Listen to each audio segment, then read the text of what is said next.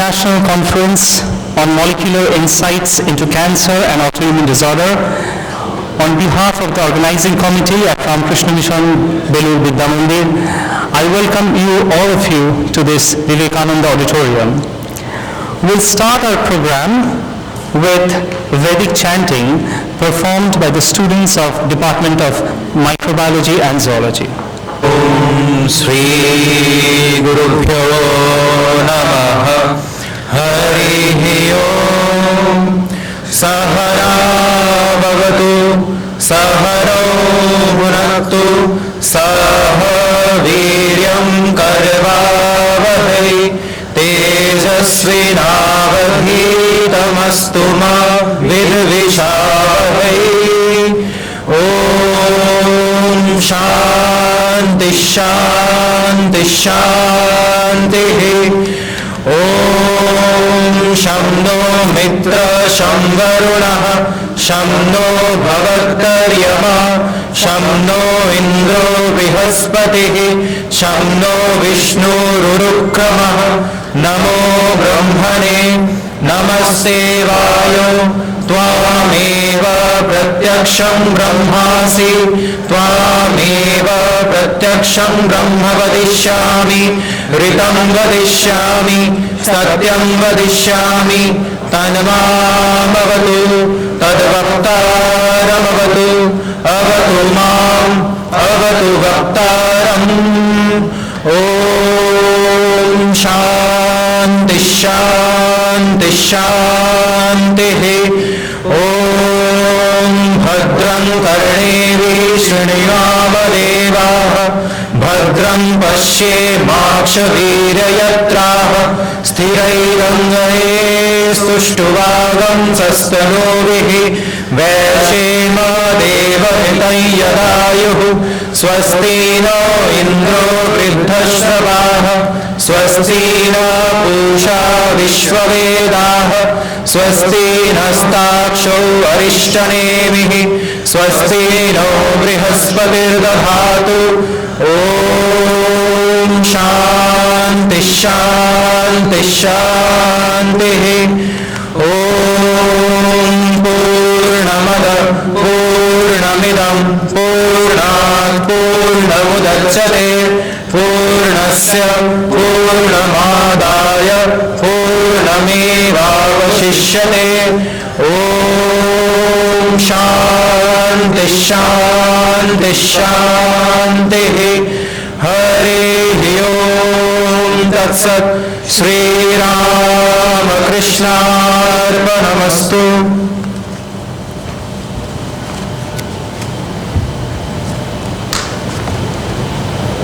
Thank you for the serene rendition.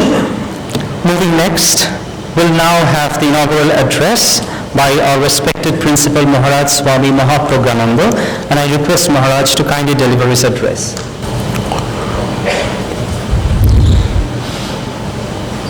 Om Namo Bhagavate Shri Ramakrishnaya. Very good morning, everybody. Today we all assembled here to attend this one-day international conference on molecular insights into cancer and autoimmune disorder. On behalf of Vidya Mandira Parivar, I'm very happy to see you all, especially the students, faculty members, distinguished guests. I welcome everybody. On the dais, present Dr. Triparna Singh.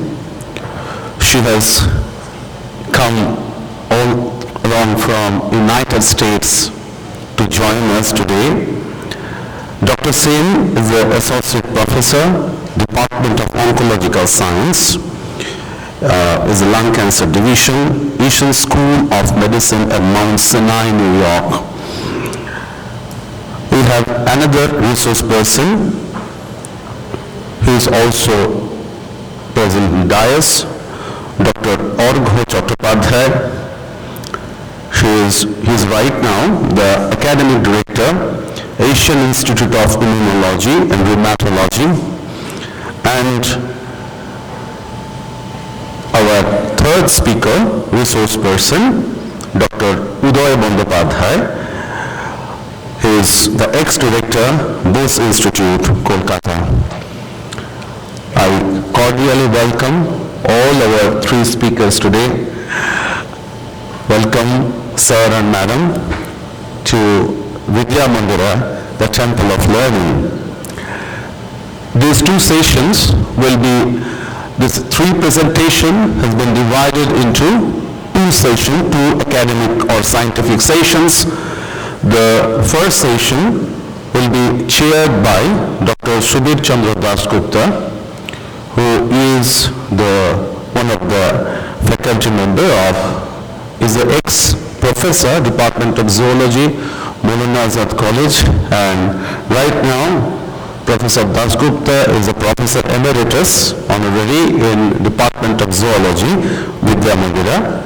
And the second session will be chaired by Dr. Pratap Kumar Das, a renowned scientist, retired, of course, Indian Institute of Chemical Biology, and Dr. Das is one of the illustrious alumni of this institution. I cordially welcome both of them, sirs, and especially today, faculty members from different colleges, universities are present here. I cordially welcome, I extend a very warm welcome to all of them. And the participant, students from different colleges and universities who have come here to attend this seminar, this conference, and also I'm very happy that they have brought their presentations. It is very nice to see. We always encourage, we all, faculty members, we feel very happy to see when they across the colleges, the students, especially of undergraduate and postgraduate level, they are doing these small projects, So this poster presentation is a very unique thing, and number of posters have already been placed outside. So I congratulate and I cordially welcome to these participants, students and poster presenters. Finally, I congratulate especially the faculty members of both the departments, microbiology and zoology, who worked actually tirelessly since last 1 month for entire planning, and especially the students also. These two are undergraduate departments in Vidya Mandira, and our students, undergraduate students also, they supported, they are definitely the part and parcel of this, they were and they are the part and parcel of this entire planning. So congratulate the faculty members, head of the departments, especially microbiology and zoology, and our students. I will wrap up with just a couple of words.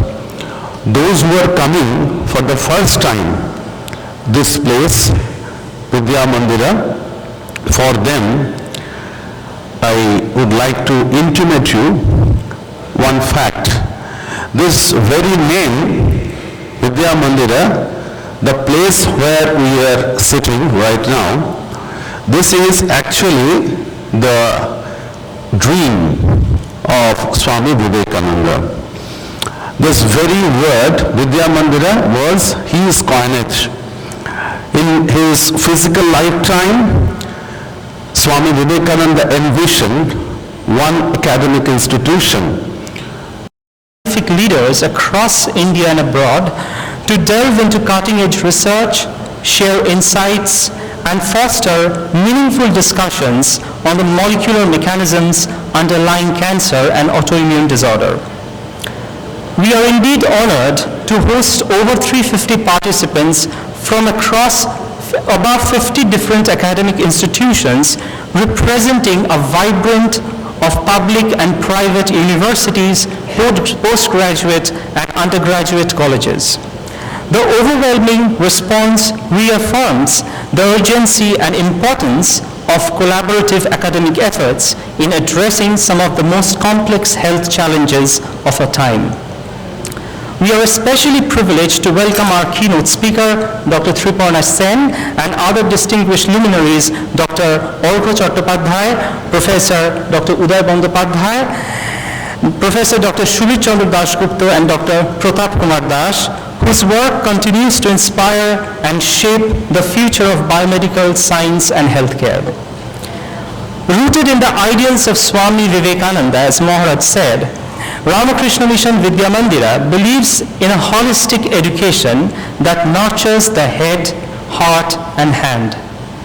This conference is a humble step in that direction, an effort to harmonize scientific inquiry with a greater cause of social welfare.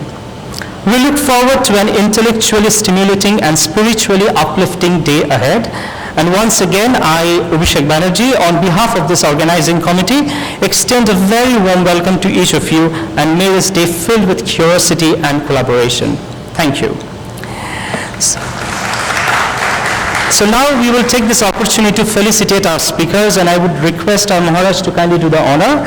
So first, we are going to felicitate our keynote speaker, Dr. Triparna Sen. Dr. Sen is an associate professor in the Department of Oncological Science, the Tisch Cancer Institute, and co-director of Lungs Cancer PDX program at Icahn School of Medicine at Mount Sinai, USA.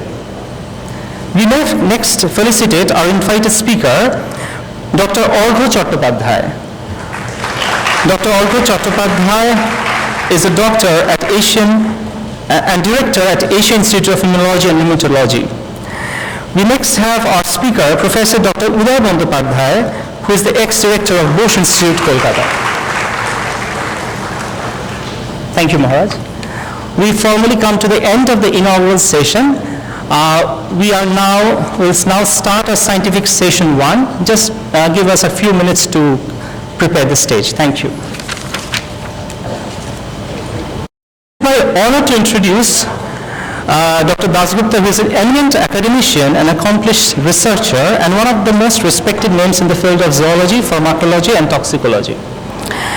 Professor Dasgupta has had a distinguished teaching and research career spanning nearly 4 decades, including over 21 years of postgraduate teaching and over 32 years of undergraduate level teaching.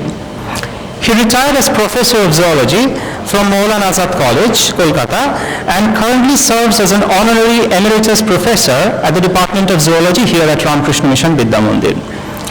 His research interests lies in the cutting-edge toxicology, pharmacology, and screening of bioactive compounds, and over the years he has mentored 13 PhD students. He has over 17 major research projects funded by prestigious agencies like ICMR, CSIR, DST, DRDO, and name more than that. And he also has 2 patents, one which is an international US patent.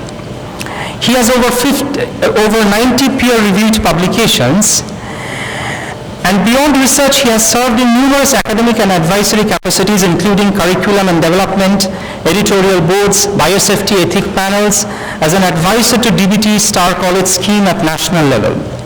He is also a life fellow of the Zoological Society and several other scientific bodies. We truly believe to have him, we are truly privileged to have him with us today as a chairperson. Please join me in warmly welcoming Dr. Shubir Chandra Dasgupta. Sir.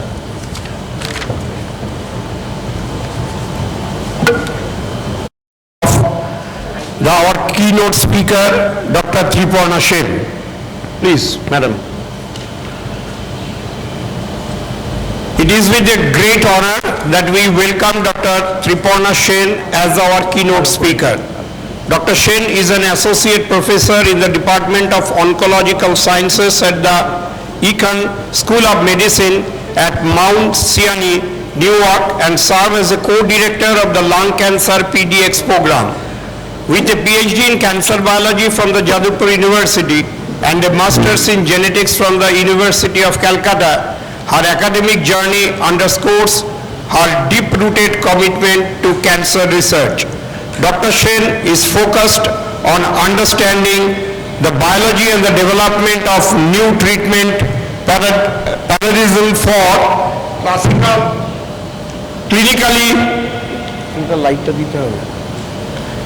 relevant molecular subject of lung cancer like non-small cell lung cancer and small cell lung cancer.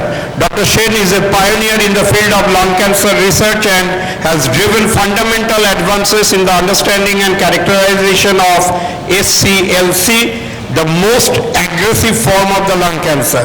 Previously, Dr. Sen identified that DNA damage response aggregates proteins are effective therapeutic target for small cell lung cancer treatment, and that targeting DDR promotes anti-tumor immunity through the activation of innate immune signaling.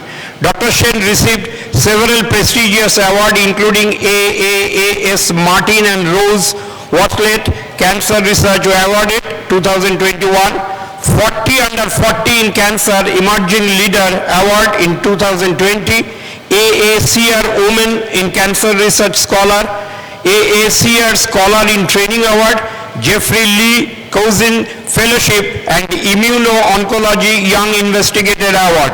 Dr. Sen is invited to deliver talks and educational session at major national and international meetings. Dr. Sen has received independent grant funding from NIH, and currently she has 3 prestigious ROI grants to run her lab at Mount Sinai, a rare and distinguished honor. She has also received the grants from the Department of Defense, Lung Cancer Research Program, Lung Cancer Research Foundation, and the International Association for the Study of the Lung Cancer.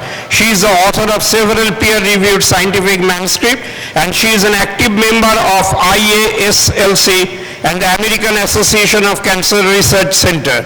Her scholarly excellence is evident from his over 50 peer-reviewed publications in high-impact factor journals like Cancer Discovery, Lancet Oncology, Nature Communication, Cell Report, Medicine, Science Advances, Cell Report, Clinical Cancer Research, to name a few, and a Google Scholar H-index of 40 with over 6,700 citations. Due to her expertise and contributions, she has been nominated to be the conference co-chair of the hot topic small cell lung cancer meeting supported by the International Association for the Study of the Lung Cancer in October 2021. Dr. Sen's dedication to translating complex scientific discovery into clinical application exemplifies her commitment to improving patients' outcome. We are privileged to have her share her insight and expertise with us today. Please join me in giving a very warm welcome to Dr. Triporna Sen. Please.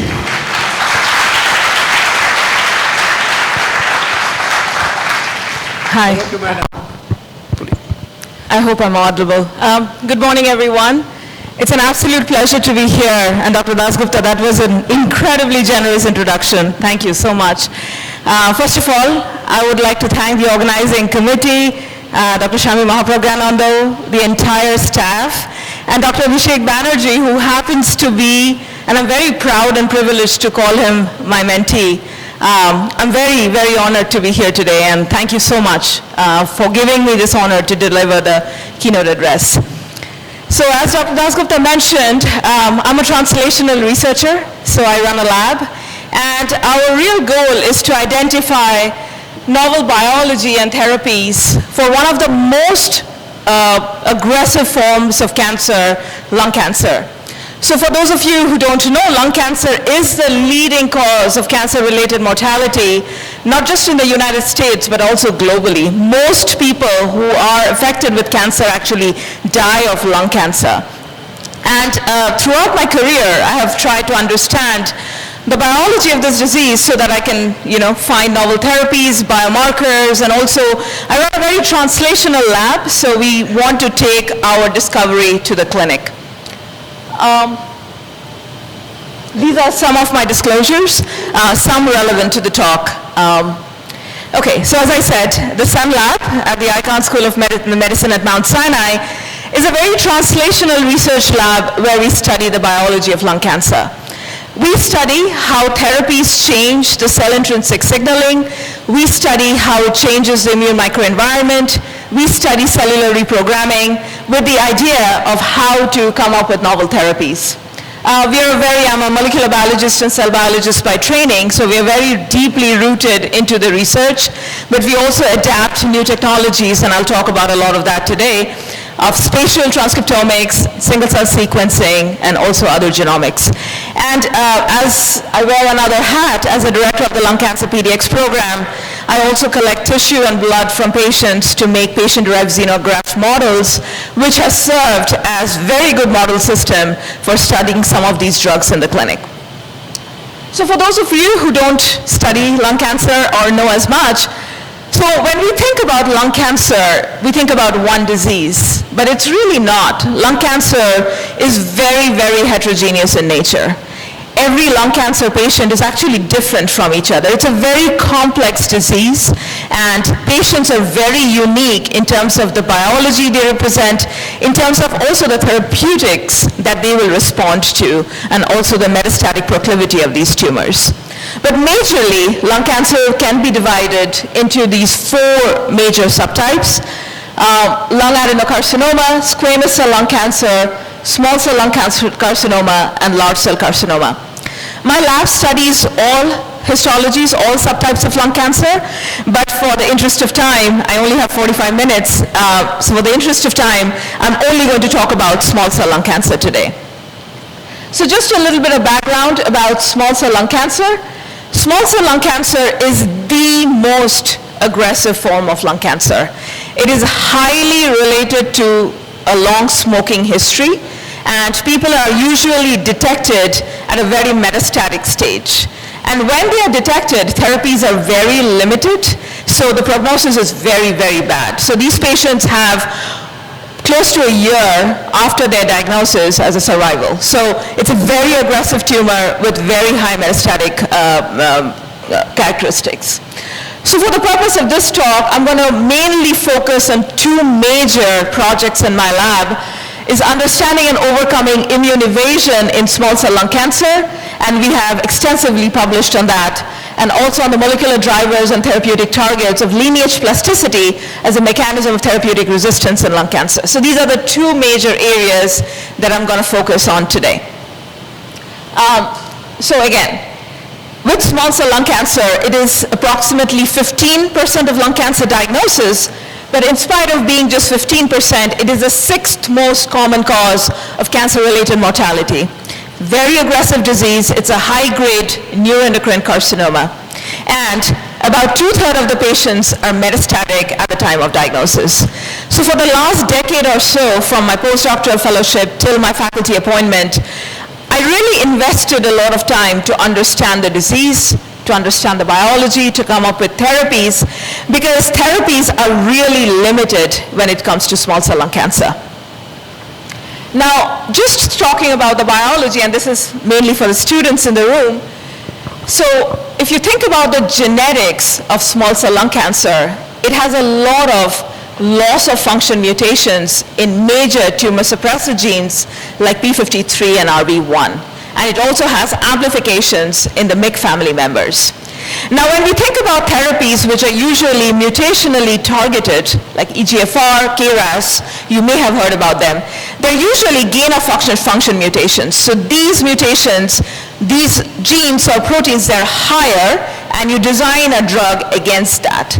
But small cell lung cancer actually represents a very unique challenge. All the mutations that are there in this disease is actually a loss of function mutation. And it is very hard to come up with therapies for loss of function mutations because you cannot latch onto a mutation and have drug against it. So this has been a major problem with small cell lung cancer. So for that, therapy has been almost limited for the last 40 years. So when a patient comes into the clinic, if you think about the therapy in the United States, when the patient comes into the clinic, they usually get chemotherapy. It's usually a platinum-based chemotherapy with either cisplatin or carboplatin with etoposide, and they get immunotherapy in combination with that. The patients usually respond. they have almost an objective response rate of 60%, but the relapse or the resistance to these drugs are very common. Within months, these patients actually come back with a more aggressive disease. And when that happens, there is really very limited option in the second-line setting for small cell lung cancer. Now, when you think about immunotherapy, and these are some of the trials, that either others have done or we have participated in some of the biomarker studies for these. When you think about the trials, and these are called Kaplan-Meier curves, where you look at the prognosis of patients, either overall survival or progression-free survival. But this is a progression-free survival curve. And if you understand nothing about that, but what you can see is only about 10% of patients actually derive benefit from immunotherapy in the first line for small cell lung cancer. So for the longest time, my goal has been that tail of the curve, which tells you how many patients are responding to that drug. Our goal has been, how do we raise the tail of the curve? Which means, how do we make more patients respond to this therapy? Now, when you think about immunotherapy, some of the characteristics of a cancer that responds to immunotherapy is that if they have high genomic instability, if they have a lot of mutation, or if they have paraneoplastic syndrome. These are pros of why immunotherapy might work in this disease. But some of the problems with small cell lung cancer is that it is also an inherently immunosuppressed disease, which means all the elements that actually makes immunotherapy work, like MHC1, those of you who are studying biology at this level, you may have heard of antigen presentation and MHC biology. So that is inherently suppressed in this disease. What that means, very simply, is that the immune system doesn't know that there is a cancer, so it cannot work against it. Only if the immune system knows there is something foreign will it work against it, right? So if you have antigen presentation suppressed, the immune system doesn't really know that there is anything wrong going on, which means it is a suppressed immune system. So that's why immunotherapy has a very limited benefit in this disease. So my goal has been for the longest time is, how do we make this cold tumor hot? What I mean by cold tumor is that the tumor that is not surrounded by the T cells that can kill the tumors. So small cell is a very immune cold tumor because it doesn't have infiltration of the good T cells or the immune cells that actually work.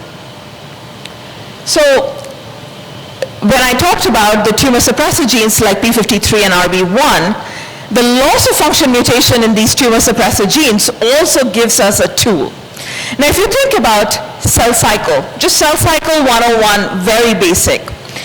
So cell cycle, and this is school level biology, right? So when you think about cell cycle, there are two major checkpoints in the cell cycle, the G1S checkpoint and the G2M checkpoint. Whenever there is a problem in the replication, the cell stops at these two checkpoints, the G1S and the G2M. It corrects the mistake, and then it carries on with the replication process. This is the biology of normal cells. But we want to take the benefit of having these tumor suppressor losses to actually use the system. And how? If there is a loss of P53, the G1S checkpoint of the cell cycle is actually compromised. And now the entire cell depends upon the G2M checkpoint, which is right here, the G2M checkpoint. It depends upon the G2M checkpoint for any repair of DNA damage. Now we, through targeting these proteins like ATR, CHEK1, V1, ATM, we want to target or take away the G2M checkpoint. Now if you take away both these checkpoints in a cell, now the cell is actually undergoing replication with a lot of error. And enough of these errors, the cell will die because it cannot, there is a threshold of how much error in your DNA a cell can withstand, right? So that's how we want to kill these cells, by taking away the checkpoints so they can cycle and eventually lead to mitotic catastrophe because they have now accumulated a critical load of these errors. And when I joined my postdoc in 2015, my mentor had published this paper in 2012 where she had shown that these proteins that are in the G2M kinases like ATR, WEE1 and CHEK1, they're actually overexpressed in small cell lung cancer. This was the first indication that this was the case. So since then, we have studied this extensively, and we had shown for the first time that CHEK1, which is a G2M kinase, is actually a vulnerability in small cell lung cancer. We then also showed that another G2M kinase, WEE1, is another vulnerability. We've launched the first phase 1 clinical trial of a PARP inhibitor, talazoparib, in small cell lung cancer, and since then we have launched an entire field where we have multiple clinical trials of these DNA damage response inhibitors, either as a single agent or in combination with chemotherapy or immunotherapy in small cell lung cancer. Now, this is a work that we published last year, and this work was led by two outstanding postdocs, Dr. Hirokazu Taniguchi from Japan and Dr. Shubhamoy Chakraborty, who is currently in my lab, and he studied in Kolkata. So what they noticed was that this G2M kinase, ATR, is actually overexpressed in small cell lung cancer, which means at baseline, small cell lung cancer has high gene expression of ATR and also protein expression of ATR. Now, when they treated these cells with inhibitors, small molecule inhibitors to ATR called ceralasertib, what they noticed was there was a high degree of micronuclei formation. And I'll walk you through this. I don't know if this is visible from the back. I don't think so. So micronuclei is this DNA-containing structure which is separate from the normal nucleus of the cell. So when you think about a cell, there is the nucleus and you have the DNA. Micronuclei is actually another body which is separate from the normal nucleus, but it contains DNA. What does micronuclei tell you? And if you study virology, you will have an indication of that. What micronuclei tells you is that there is an aberrant chromosomal segregation. Whenever there is an aberrant chromosomal segregation, these micronuclei body forms which contains the DNA. And it also shows that there will be DNA in the cytosol, which is actually abnormal, and it happens during virus infection. So we saw that whenever you treat these cells with an ATR inhibitor, there is actually micronuclei formation and cytosolic DNA formation, which tells you that there may be an immune reaction. Now next we asked that cGAS, which is also now a precursor of an innate immune signaling, we actually stained these micronuclei and we wanted to see the co-localization with cGAS.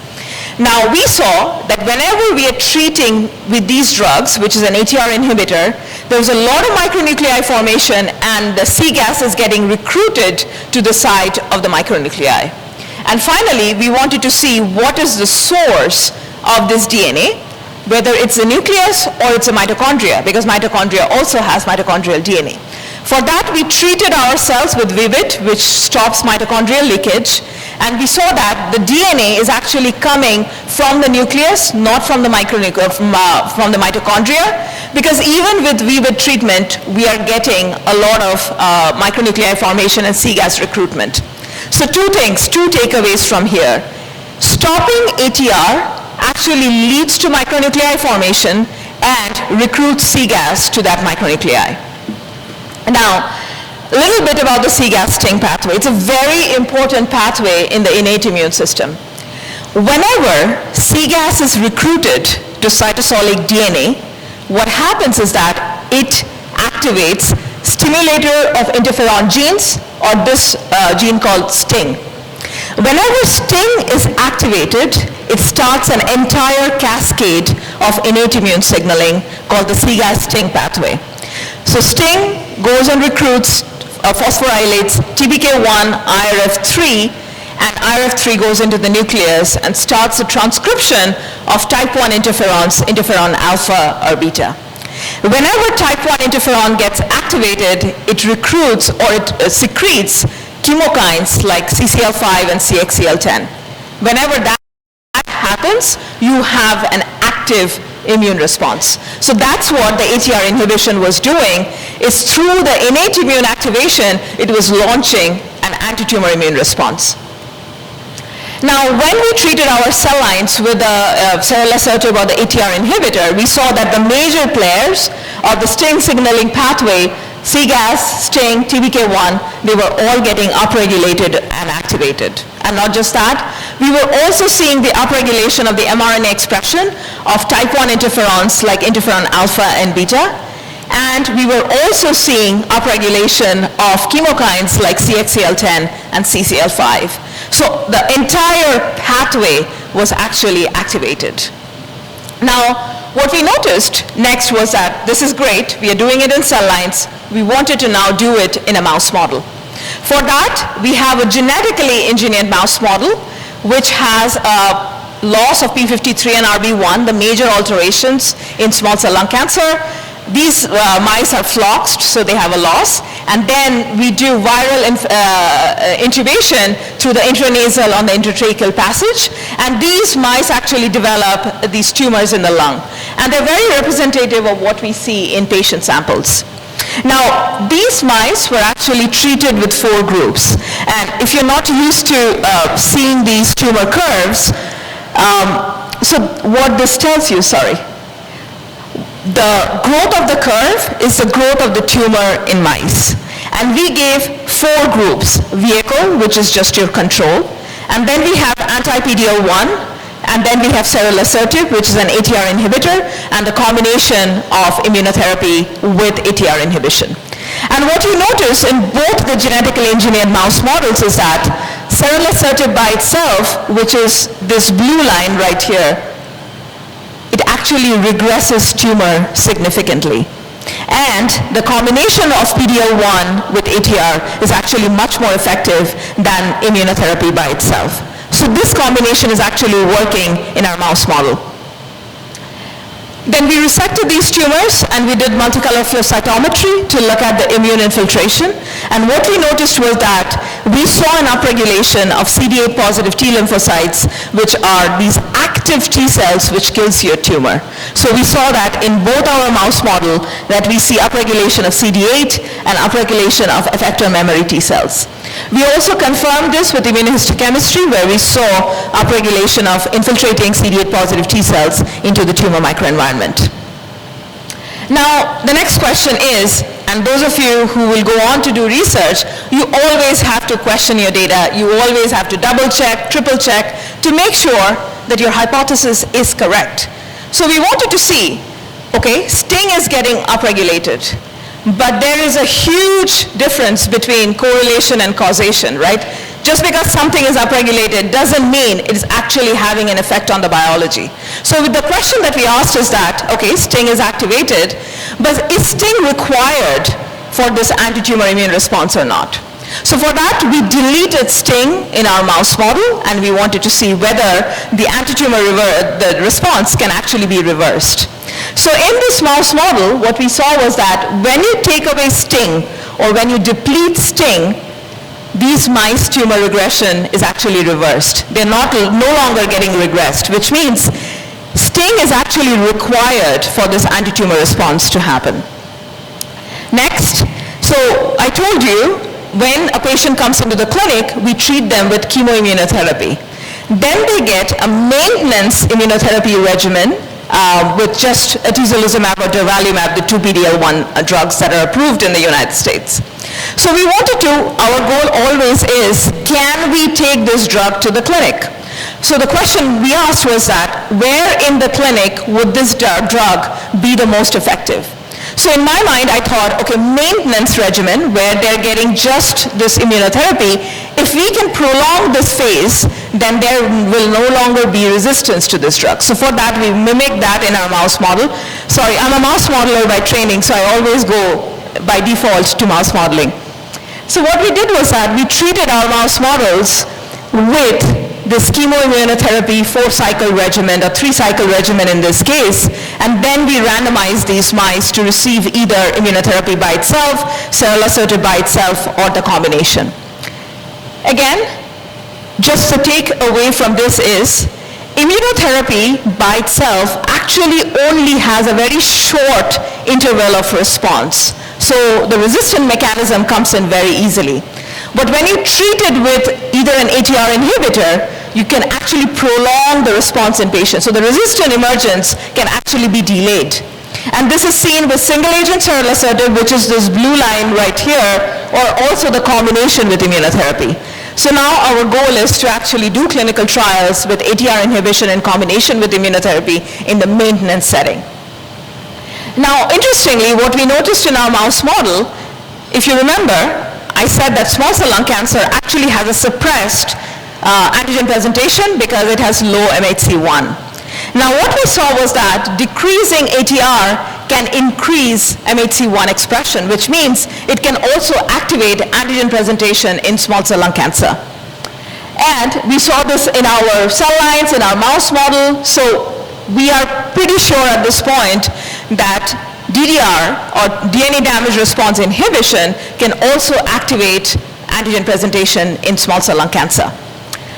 So we always want to test whatever we find in the lab in the clinical samples. For that, in this clinical trial of berzosertib, which is an ATR inhibitor in combination with immunotopotecan, we collected these cases pre-treatment and post-treatment. We did RNA sequencing to look at the gene expression, and what we noticed was that even in the clinical samples, we are getting an upregulation of MHC1 and MHC2.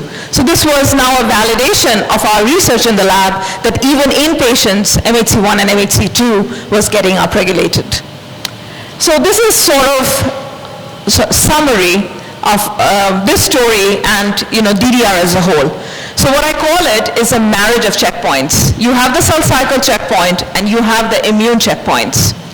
If you combine these two, when you target any of the DDRs, I spoke about ATR, but we have also published quite a bit on CHEK1, on PARP. So when we target these DNA damage response proteins, we launch an innate immune signaling activation through the SIGA-STING pathway. And when this immune activation pathway is launched, it leads to this cascade of signaling which touches everything. Antigen presentation, increase of HLA, MHC1, macrophages, M1 and M2 macrophages, it changes immunological cell death. So there's really a blanket of immune response that is launched. And what that leads to is a regression of tumor in mice, but not just in mice, because we want to take this to patients. This is also now a clinical trial in patients. We've published quite a bit on this. So this is a study with PARP and CHEK1. This is a study with PARP again, and this is a study with V1. And now we have about 14 clinical trials that we have launched with DNA damage response inhibitors in combination with immunotherapy for small cell lung cancer. These are mainly maintenance and second-line clinical trials that we are doing right now. So I'll switch gears a little bit. I'm happy to take questions from anyone in the audience at the end, but I'm going to switch gears a little bit and talk about the second project. So one of the problems with cancer therapy is that the drugs that are currently in the clinic does not work, right? They work, the patients respond for a very short period, and then we get resistance to those drugs. And when the disease comes back, it's actually more aggressive than the initial tumor. And from that point, the patient has very low survival rate, right? So what my lab really is trying to understand is how do these resistance evolve either to tyrosine kinase inhibitors or to immunotherapy or to chemotherapy. And this is a story that I'll talk about, which is a very unique phenomena that the cancer does, is called lineage plasticity. So when you think about non-small cell lung cancer, it is very different from small cell lung cancer. So in non-small cell lung cancer, there are major alterations or genetic alterations which are gain-of-function mutations like KRAS, P53, not KRAS, ALK, EGFR, others, right? And now there are drugs that are against KRAS, against EGFR, against ALK, ROS. These are all the genes that are actually mutated in non-small cell lung cancer. And thanks to molecular testing, we are doing really well in the first line for these patients. We have drugs for everybody, almost everybody, for all of these genetic alterations. But the problem is, again, resistance. About 60% to 70% of these patients will only have a very short response duration to these drugs. They will eventually develop resistance, and when they do, it's not a good prognosis for these patients. So resistance can develop. Those of you who are studying signaling in your classes, resistance can develop in many different ways. If you're targeting, let's say, an EGFR pathway, resistance can develop through a secondary mutation in the same pathway or through targeting other pathways, the oncogenic signaling like MAPK signaling and other signaling, RAS signaling, JAK-STAT signaling that get turned on. We are interested in all those, but what my lab majorly studies is this process called histological transformation. And just for the audience, you may not be aware of this if you don't see it in the clinic every day, is when a lung adenocarcinoma patient is treated with a tyrosine kinase inhibitor, after a duration of time, they change to small cell lung cancer or squamous cell lung cancer. What that means is that you're not even treating the same disease anymore. The disease has changed. It is no longer lung adenocarcinoma. It is now a small cell lung cancer. So no wonder the therapy that is for lung adenocarcinoma doesn't work anymore, right? So it's a no-brainer to everybody. So we've studied this phenomena. We want to understand the molecular mechanism. We want to come up with drugs to treat these transformed tumors. So again, going back to developmental biology, everything that you study in cancer, you will study in normal biology. So those of you in your developmental biology classes, you have come across these terms called dedifferentiation, transdifferentiation, right? This is a normal biology of cells. This is how a body develops. Wound healing, everything happens through these normal processes of these cells. But cancer is actually a very intelligent system, right? So they actually hijack these processes in order to become more aggressive, more resistant to therapy. So they hijack these processes of transdifferentiation, dedifferentiation, lineage plasticity.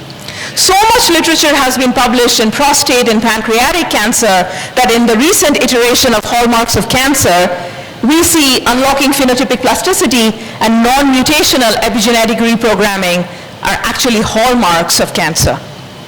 So in an EGFR, the cancer that we study in this context, when an EGFR mutant patient actually comes into the clinic, they're treated with tyrosine kinase inhibitor like osimertinib. About 14 to 20% of these cases actually transform to small cell lung cancer, so it's quite a bit. And not just tyrosine kinase inhibitor, small cell lung cancer transformation can happen as a result of immunotherapy, and not just EGFR, it can happen in ALK, it can happen in KRAS, right? So it's an all-pervasive phenomena, and it happens in about 20% of patients. So this is actually really alarming. So what are the characteristics of these tumors? They are very much lung adeno at the beginning, so they express all the lung adeno markers, EGFR signaling and everything. And they do not have any neuroendocrine marker, which are the characteristics marker of small cell lung cancer.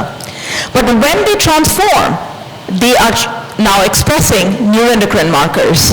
So I think you will appreciate this. This is actually changing from this MAPK-driven lung adeno to this P53 RB1-driven, very aggressive small cell lung cancer. Now, to understand the biology of these tumors, what we did was that we identified mixed histology cases. What I mean by mixed histology, that in the clinic, both the lung adeno and the small cell lung cancer actually exist in the same histological space. I don't know if there is any pathologist in the room, so really, when you look at the slide, you can see both these two tumors in the same histological portion.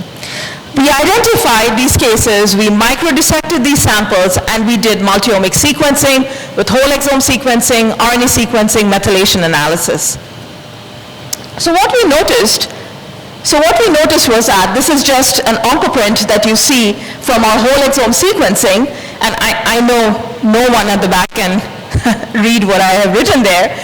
But what I'm going to tell you is that all the mutations that are present in the lung adenocarcinoma are retained in small cell lung cancer, right? So the mutation doesn't change. It's the same cancer, just changing its phenotype. And the major mutations that we saw come up was P53 and RB1. They were highly mutated in the tumors that actually transformed to small cell lung cancer. And this is showing some of the major mutations. You see P53RB1, but there are other mutations that we are seeing like KMT2B, NFE2L2. These are major players in epigenetic regulation, not family regulation, and we are trying to understand whether these could be potential drivers of lineage plasticity or not. Now, our question was, are there non-mutational cues to this process of lineage plasticity?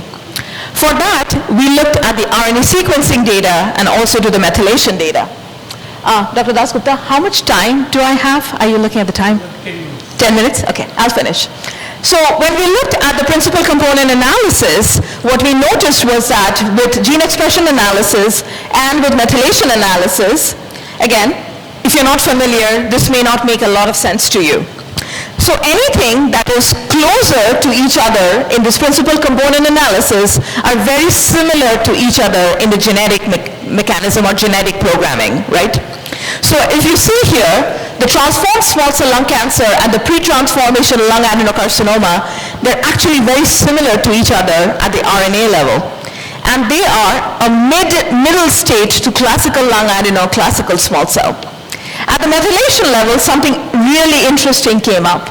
What we noticed was that this transformed small cell has a huge degree of overlap with the pre-transformation lung adeno, and epigenetically they're very different from classical small cell, which means the take-home for the audience is that transcriptionally, this mixed histology state is a state between classical lung adeno and classical small cell, and epigenetically, it actually retains the epigenetic memory of the pre-transformation lung adenocarcinoma state, and they're epigenetically very different from classical small cell.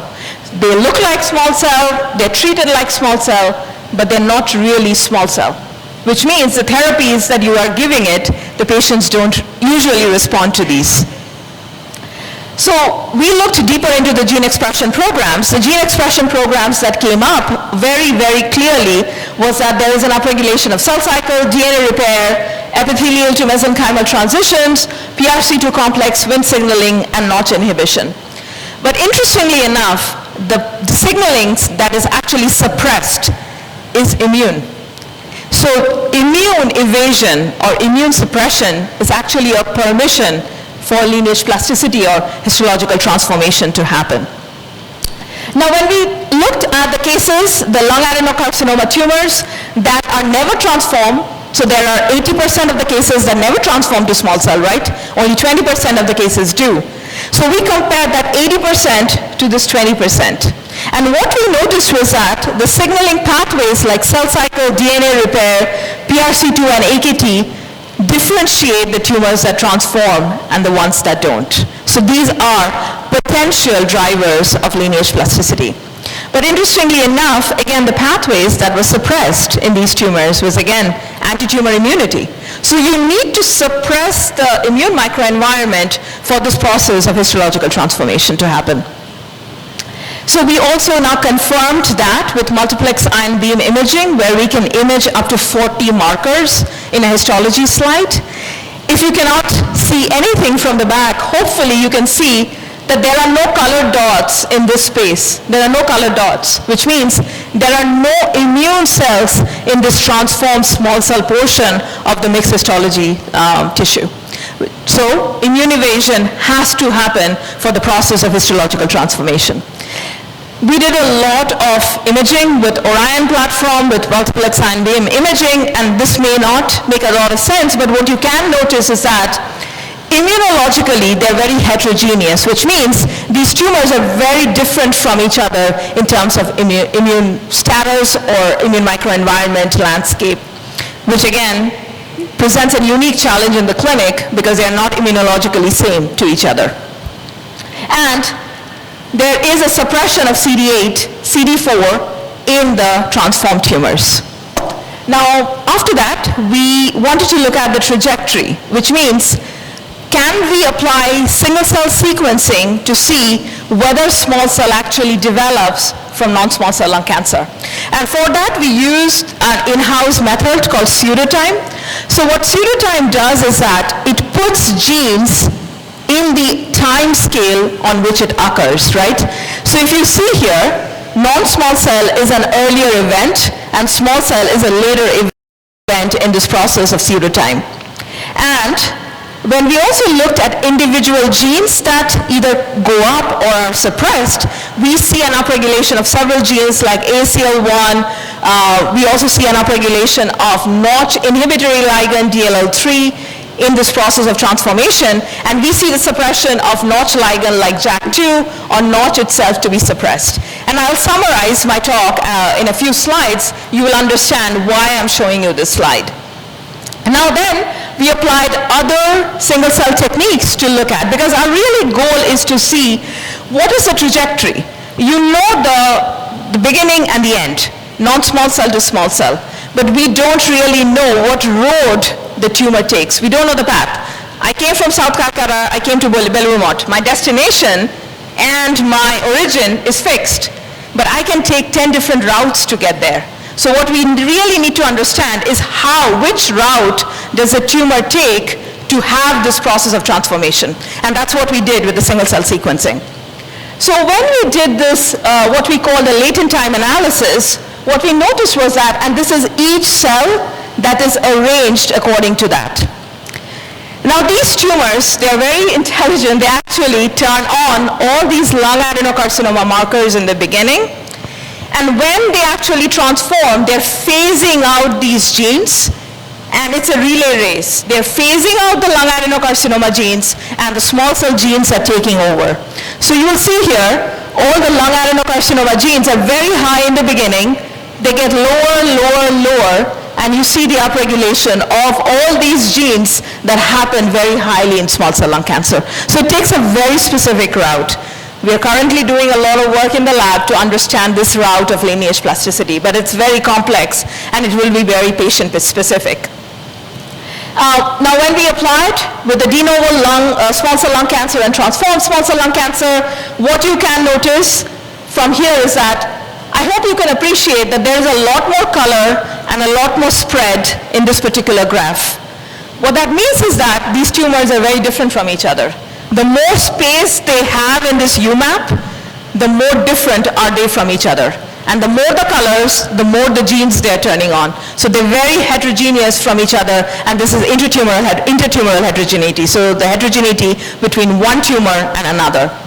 The next is, does this happen even within one tumor? Again, this, if you notice here, there are a lot more colors within the same space, right? So here you see predominantly red, predominantly blue, and predominantly dark blue and light blue. But here, even within one tumor, there is purple, yellow, red. So even within one tumor, there's so many gene expression programs that are working. And so these tumors are very, very heterogeneous. Finally, can we track? So for the clinicians in the room, it's a real problem, right? How do you predict when this transformation is going to happen? So we asked, can we track lineage plasticity? And you can. We can use blood. We can use blood draws from the patient. We can have epigenetic sort of these programming that happens. So we do cfDNA sequencing, fragmentomics, to look at these predictors of transformation. And we are not there yet. Tissue is still our gold standard, but I think within a couple of years, we will be able to come up with markers in the blood that will be able to predict this process of histological transformation. So what are the therapeutic targets? My lab is all about finding therapeutic targets, right? So if you remember from the heat map, even if you don't remember, AKT signaling was one of the signaling pathways that were going up during this process of transformation. So we treated our patient-derived xenograft models with samatolisib, which is a PI3K/AKT inhibitor, in combination with osimertinib, which is a tyrosine kinase inhibitor for EGFR. What we noticed was that the treatment with samatolisib along with osimertinib is actually way more effective than osimertinib by itself. So AKT could be a therapeutic target. The next target, so when we looked at these tumors, DLL3, which is called the delta-like ligand 3, which is an inhibitory Notch ligand, if you think about the Notch signaling, this particular protein is really high. 93% of these tumors actually express DLL3. So now there are bispecific T-cell engagers 4 DLL3 targeted therapies, and we are actually doing clinical trials for this DLL3 targeted therapy in this transformed small cell. Finally, we study lurbinectedin a lot. Lurbinectedin is like a chemotherapy. It is approved in the second-line setting for small cell lung cancer. It is a DNA minor groove inhibitor. And when we treated our mouse model with lurbinectedin in combination with osimertinib, we saw that it is actually very, very effective. This red line is very different from the yellow line and the black line here. So the combination of lurbinectedin with osimertinib is very effective, which tells you that this drug will be effective. So we have started a clinical trial, the first in-human clinical trial combining lurbinectedin with osimertinib in transformed small cell lung cancer, which is called the LOT study, and I'm a co-PI of this study. So I want to summarize. This process of lineage plasticity is very complex and it's very, very dynamic. It doesn't happen in a day. It takes months to years for this process to happen. It goes from the lung adenocarcinoma state to this mixed histology state, which I talked about quite a bit. What do we understand about the genetic alterations that can be predictive?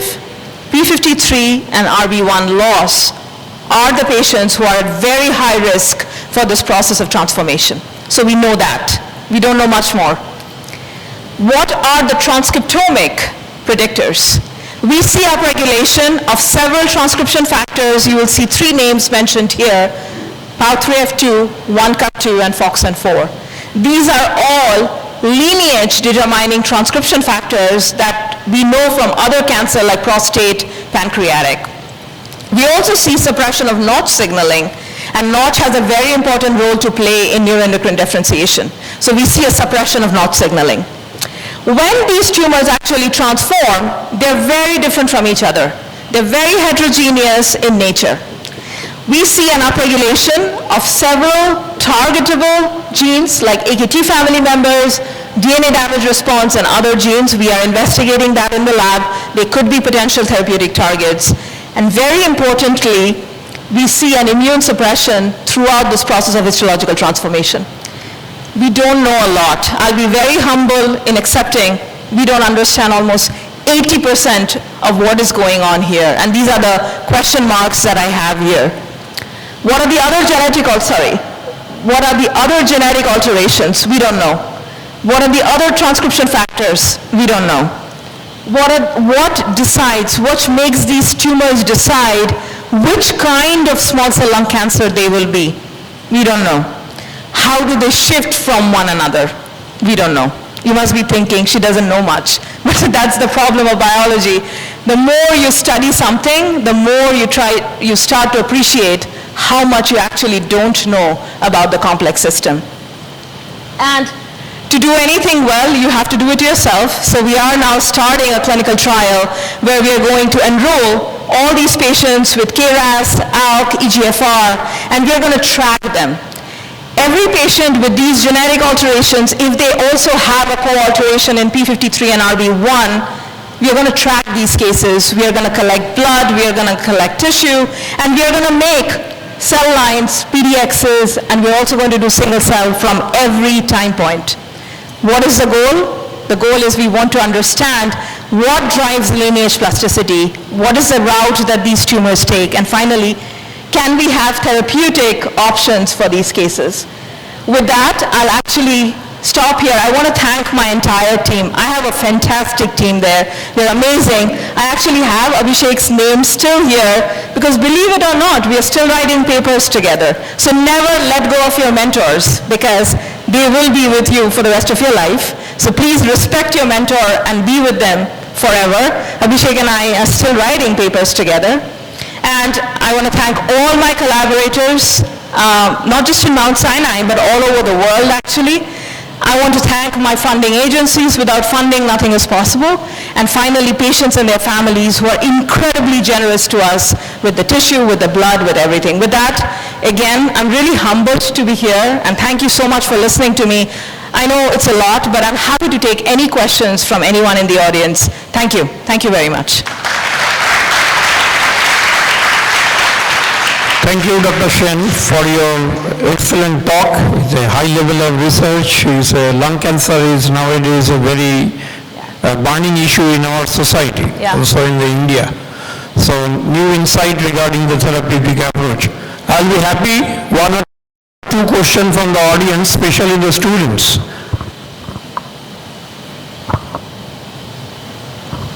No questions? Oh, And can we pass? Adenocarcinoma to small cell carcinoma, it takes more time to transform. Then why it is difficult to track the transformation? That's a great question actually, because you pose a very important problem in the clinic. So when these patients come, right, they're detected with lung adenocarcinoma, and they transform over the period of, let's say, 2 years, 2.5 years, right? But you don't really know who are going to transform. So you don't collect a biopsy from a patient unless you really need to, unless they relapse.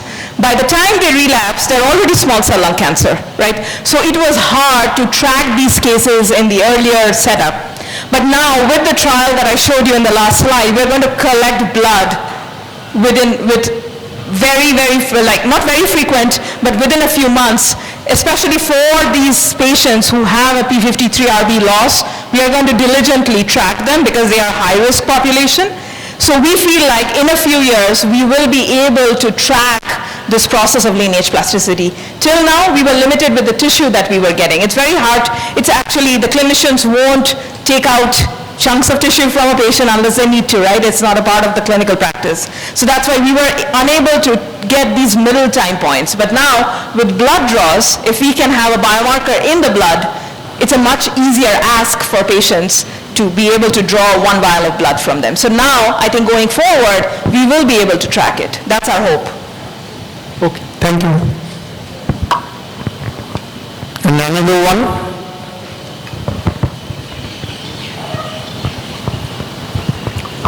Hello, this is Dr. Kaustav Chakraborty, Assistant Professor of Geology, Balashad Government College. Thank you, madam, for such a wonderful and interesting presentation. I have a couple of queries. You said that there is a problem of immune suppressions in most of the cancer patients. And you're talking that there is an antigen presentation is hampered.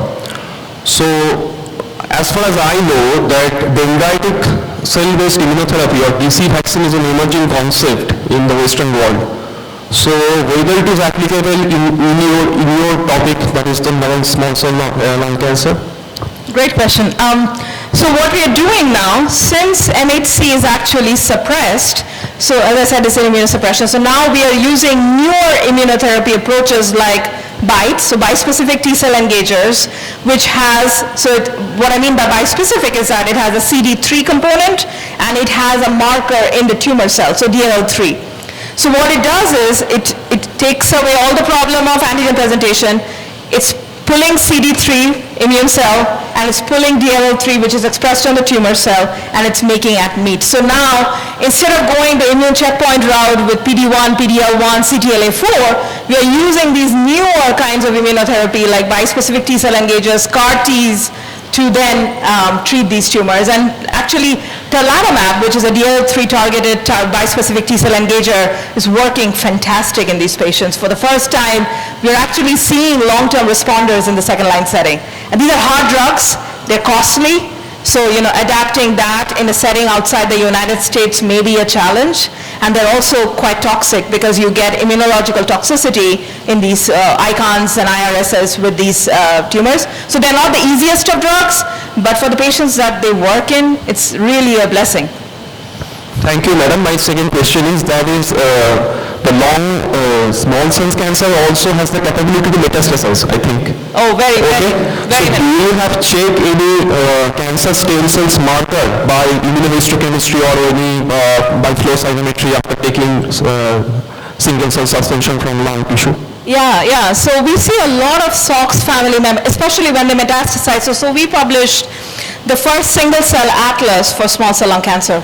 And what we noticed was that any tumor that we are getting from the metastatic side, either in the brain or in the liver, they have a high stem cell-like signature, so which means SOX family members are really high, SOX2, SOX9, they're really high. So yes, metastatic tumors, they have a stem-like signature that they're turning on in order to metastasize. We are seeing that. Okay, thank you, madam. Many thanks. Thank Thank you, Dr. Shen. Thank you.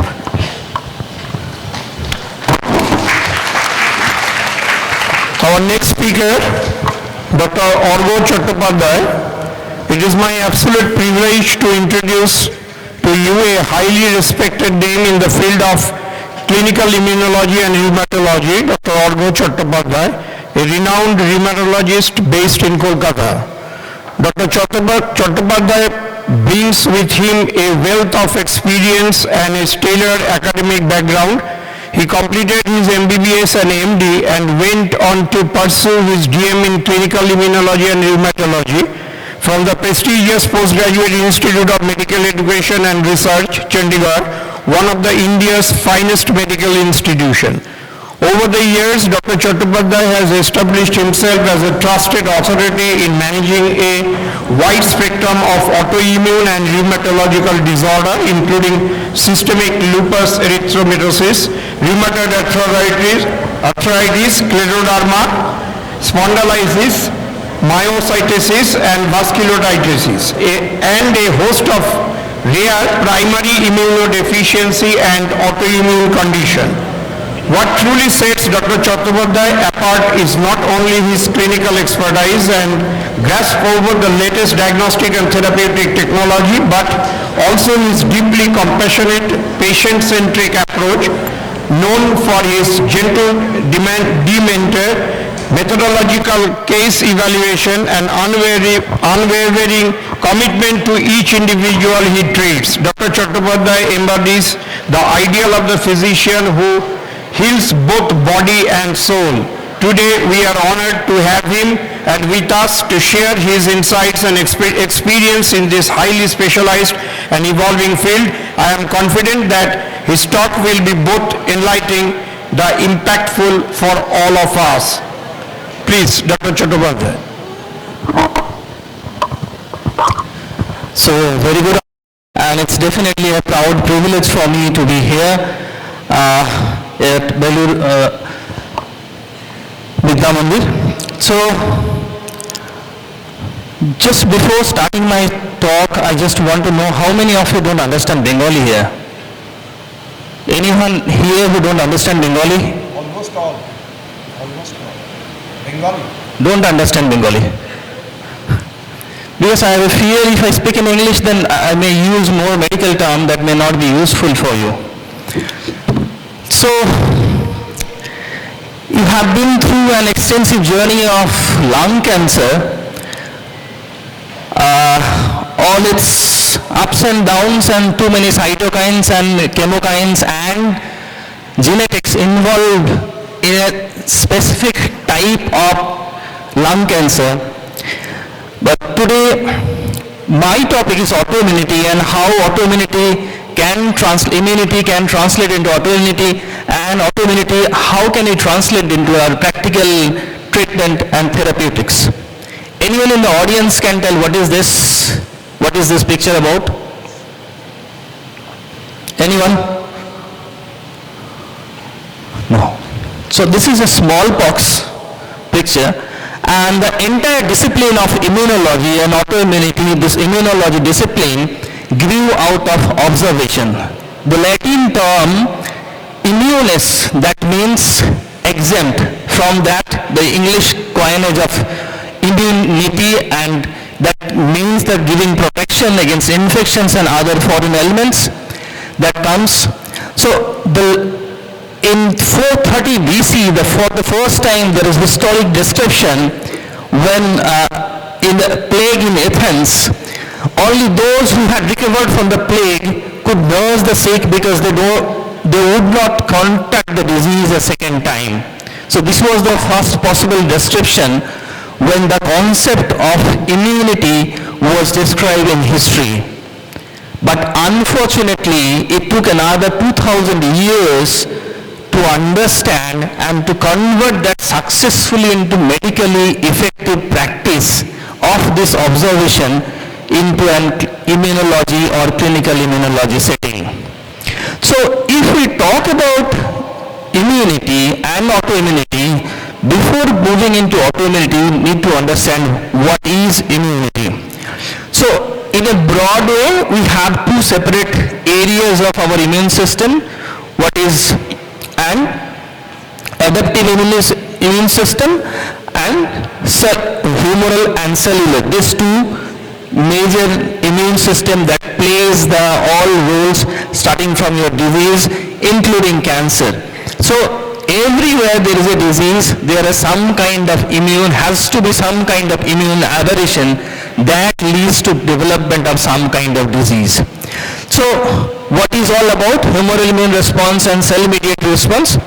So for the sake of ease of discussion, let's skip the immune system cells. There are n number of cells, but two major cells in the immune system, one is B cell, another is T cell. So B cell, which are responsible for development of autoantibodies. So B cell are responsible for antibody development. So whenever something foreign comes into our body, B cell get activated, they produce some antibody, they combine with the antigen and they eliminate that thing from the body. So this is the way the B cell works. On the other hand, T cell how does? So they are more sophisticated and they works in a different way. They don't just have a knee-jerk reaction like just seeing someone, they start producing something. So they have different levels. They give some signals, they produce some chemicals. These chemicals in turn activate both B cells and another T cells. And some of these T cells directly kill the entire cell of the pathogenic, which contains the pathogens. So they both way activate the B cell for development of the antibodies, and on the other way they activate the T cell, another subset of T cell, which helps in killing the cells which already phagocytosed the pathogen.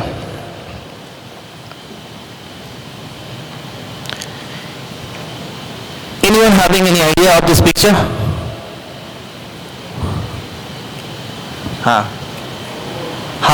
So this is a Greek mythology, though the concept is there is a continuous cycle of life. So one end is starting and another is ending, but possibly this is one of the historic description of autoimmunity, that one is eating self. So self-destruction is the autoimmunity. So what is the basis of autoimmunity? For understanding the autoimmunity, we need to understand immunological tolerance. আমরা কথায় কথায় বলি আমার সহ্যের বাইরে চলে যাচ্ছে. Like that, whatever we are seeing in the external environment, exactly same thing is happening to your body. So what is the tolerance? So whenever, see, every time body is trained to have to look for the abnormal signals. Whenever there is abnormal signals, these T cells get activated, B cells get activated, and they try to destroy the cells which are inside the body, because they have been trained in that way. Unless you destroy them, they will destroy the body. So, but sometimes the body, there are some abnormal protein production which are actually not from outside, but from the self. So if there is immunogenic antigens like from the outside, microbes or something, the antigen presenting cell that engulf the thing and represent to that T cell, and T cell get activated, and upon activation they stimulate the B cell and T cell and then destroy the whatever immunogenic antigens is there. But if it is from inside the body, then we call it tolerogenic.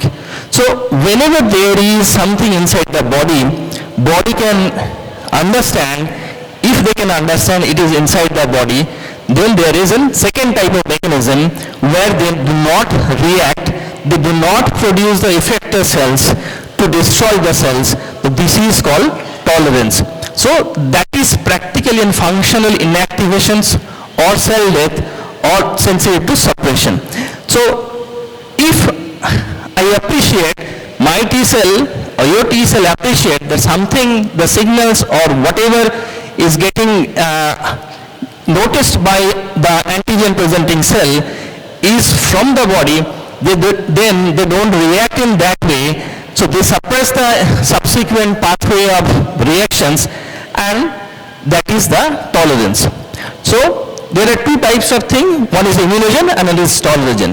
So antigens that induce tolerance are called tolerogens, the self-peptides rather than the immunogens which are external thing. The same chemical compound can be both as immunogen and tolerogen depending on how and where it is present in the immune system. So this is the basic of autoimmunity. So presence of specific antigen ignored by the lymphocyte, that is called immunological ignorance, and that happens many a time in a cancer thing, that there are abnormal cells within the body, but body cannot appreciate those abnormal cells because they are smart enough to get masked by them, they're smart enough to get escaped from the antigen presenting cell in that way. That's why there is a necessity of upregulation of the T receptor cell in the cancer cells. So this is the immunological ignorance. So there are two separate type of tolerance. One is called central tolerance, another is peripheral tolerance. What is central tolerance? Central tolerance occurs in the central generative lymphoid organs, thymus, bone marrow. These are the area where the central tolerance occurs. Vis-a-vis where the peripheral tolerance in the peripheral tissue. So it's a two-step mechanism by which body is trying to prevent self-harm. How? So this is the balance between the activation of the effector T cells and regulator T cells. So if there is activation against the self, then it will be an inflammatory response. If there is no activation upon recognition of the self antigen, then it's in tolerance. What about the central tolerance? What are the mechanisms of central tolerance? So death of the immature T cells, a generation of the CD4 regulatory T cells. So this is one way called negative selection, and another way of development of the regulatory T cell. So if any of the T cell is exposed to the antigen presenting cell and body is appreciating that this is too strong stimulus, then body try to eliminate them by apoptosis, by cell death. Another way, body can learn that these are the signals, these are actually from within the body, not from the outside. So I need to learn this, and with this learning, they developed regulatory T cells. These regulatory T cells on exposure to same kind of antigens, they will not react any kind of this kind, they are not engage any kind of T cells or any kind of immune response, because they have already learned this, that these kind of response are coming within the body. So these are the thymus is one of the major area where self antigens are seen, and they have been training with this, the central tolerance part of both the mechanism has been there in the thymus. There is something called autoimmune regulator gene. So what happens, this regulator gene actually regulates the tissue restricted antigens on exposure to APC. Ideally, if it is a self-reactive T cell, then there will be apoptosis. So that's called negative selection or deletion of the thing. But that somewhere is one of the gene is AS gene, which is responsible for secreting these tissue restricted antigen, and if there is a mutation of this gene, then there will be no further restriction of this self-reactive T cell, and they will keep proliferating, and they will subsequently do tissue injury and autoimmunity. So what is the clinical consequence of AS gene mutation? There is a disease called autoimmune polyendocrinopathy with candidiasis and ectodermal dysplasia. EPSID, there is a disease when there is a mutation of this gene. So this is an autoimmune disease when the pathway of inhalation gets lost, body develops autoimmunity. When we look into the mouse model, it produces lots of autoantibodies in multiple endocrine organs, including retinas. And endocrine organs in this particular model is the major target for autoimmune attacks. Now come to the peripheral tolerance. So this is a two-step check model. If somehow the central tolerance unable to recognize the thing and they come into the peripheral circulation, then there are three methods of making the peripheral tolerance, or one is energy. Energy, what is energy? This is functional unresponsiveness. So whenever there is a binding of the autoreactive T cell to MHC, what they cause, they inhibit, they produce some inhibitory signals, and that cell remain non-functional or unresponsive. So this is called energy. Suppression. So we have learned from the central tolerance. When central tolerance has learned something, they send the regulatory T cell to the peripheral circulation from the previous exposure. This regulatory T cell subsequently, when there is a binding of the autoreactive T cell, they block subsequent activation. And third one is deletion, same as the central tolerance. If you cannot control, if you cannot suppress, then you just delete the thing, because otherwise it will be harmful to the body. So regulatory T cell inhibits self-reactive T cell. So in thymocytes, if low affinity for self-antigen, then that can be inhibited by the Treg cells. If high affinity, then just straightaway apoptosis. Intermediate affinity for the self-antigen, upregulation of the FOXP3, and they make it a Treg cell, which in turn take care of the both central and peripheral tolerance. There is something called peripheral tolerance known as link suppression, because this Treg cell, if this cell has affinity for peptide A and peptide B, it has a potential to inhibit both the thing. So there is a link suppression and subsequent inactivation of the autoreactive T cell. So energy will, this is like again recognition of the self-antigen, then signal blocking. This is the main thing, is the signal blocking, and that in turn become unresponsive to T cell by the engagement of the inhibitory peptides. And the major area of the whether energy or activation will be there, the presence or absence of the co-stimulation is the major determinant whether cell will move into energy or activation and proliferation. Now, you have heard lots of PD-L1 in the previous lecture. So, what is that? So, these are the T cell receptors and the ligands for APCs. So, whenever there is B7 and T cell receptor CD28, there is activation of the naive T cells. Whenever there is combination of the CTLA4, there is inhibition, that it mediates suppressive function of the regulatory T cells. On the other hand, ICOS, this activation of the helper T cell and antibody response. And PDL and PD1, it causes inhibition. What happens in real life? So this is the, again, recapitulation of. So PD1 is, if there is absence, CTLA4, there is a proliferation, and with CTLA4, there will be suppression, so functional inactivation. This is the one of the pathway of the MHC. So CTLA4 completely inhibits B7 and CD28 engagement. So these are the normal body defense mechanism. But what happened to the cancer cell? What happened to the cancer cell when there is an activation? So we want to more and more activation of PD1, because cancer cells are getting escaped from the pathway. So whenever with the therapeutics we are trying to block PD1, then the other way problem, they are developing a sets of autoimmune disease.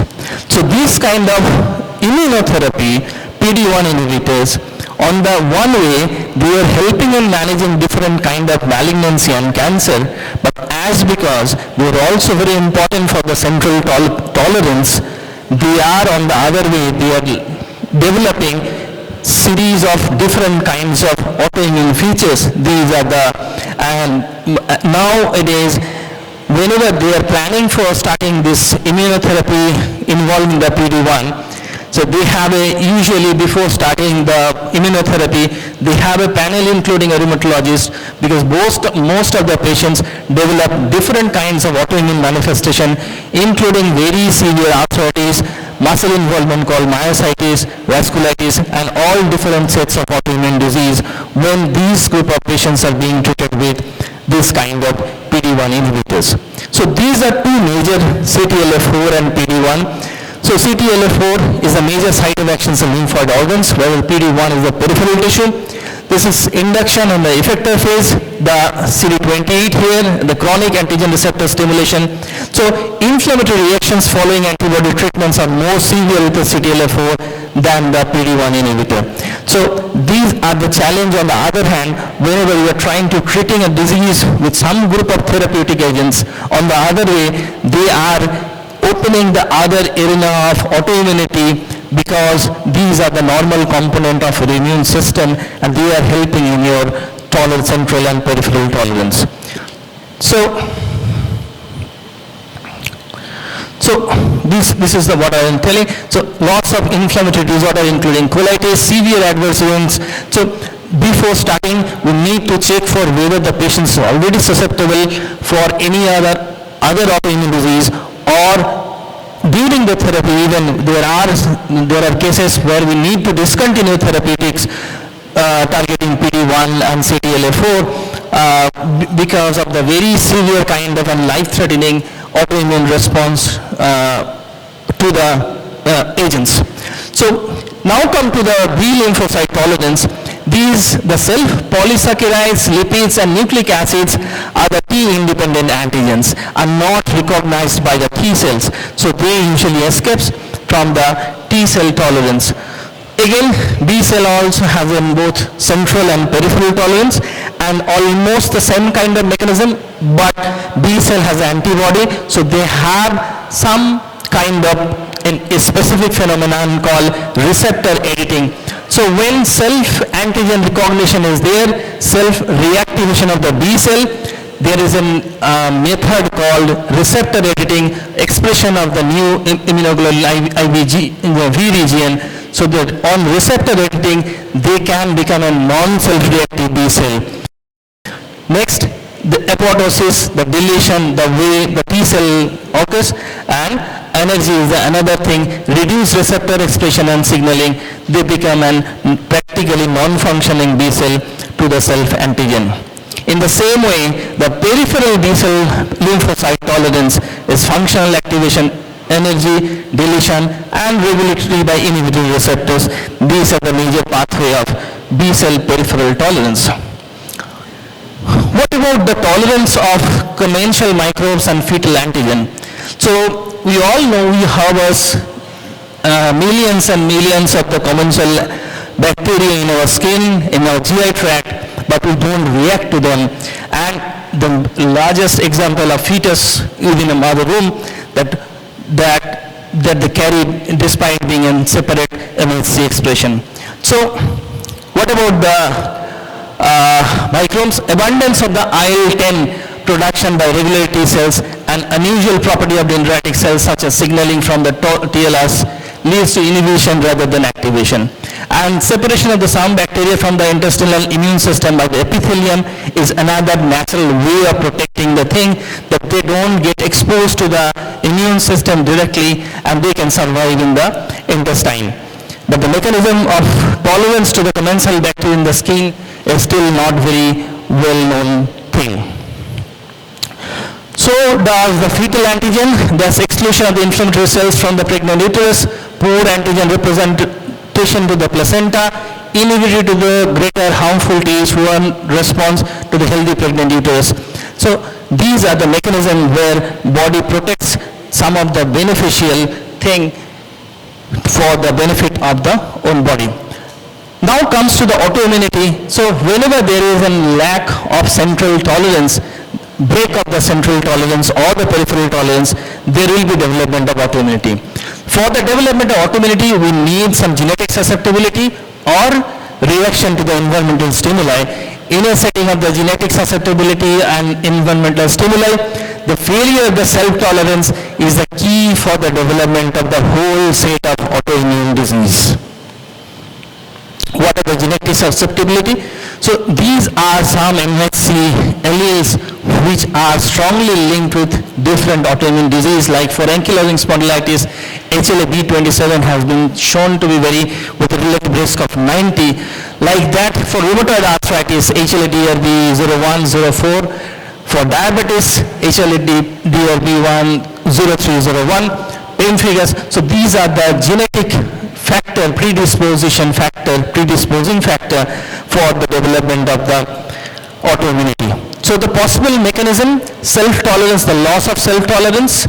So this is the normal protection. If there is a loss of self-tolerance, induction of the co-stimulatory APC, so when on activation there will be autoimmunity. Other way, there is a molecular mimicry, and this happens most with the viral infection. Every year we see patients with, during the puja time, there is a fever and lots of patients develop joint pain following on fever. This is a classical example of molecular mimicry, because the viral infection leads some kind of molecular mimicry, and body cannot differentiate between the viral proteins and the joint proteins, and they start attacking the joints as a bystander of immune activation and self-harm and autoimmunity. So these are huge, there are huge list of genes which are under research, but none of these are monogenic disease, and these genes are most of the time is a predisposing or background genetic thing which is required for the development of the subsequent autoimmunity. But there are some genes which are as a single mutation can cause autoimmunity, like the ARVI we have already discussed, CTLA4, FOXP3 and FAS. These are the genes which single gene mutation can lead to autoimmunity by different kind of subsequent cytokine and chemokine expression. Moving to a translational part, that this concept of autoimmunity can be translated into our daily practice. I will tell 3 different diseases of classical example. One is rheumatoid arthritis. That's a classical example of joint dominant disease and arthritis.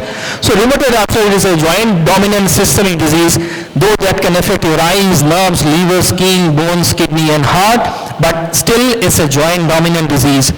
So there is lots of inflammatory reactions in the joint.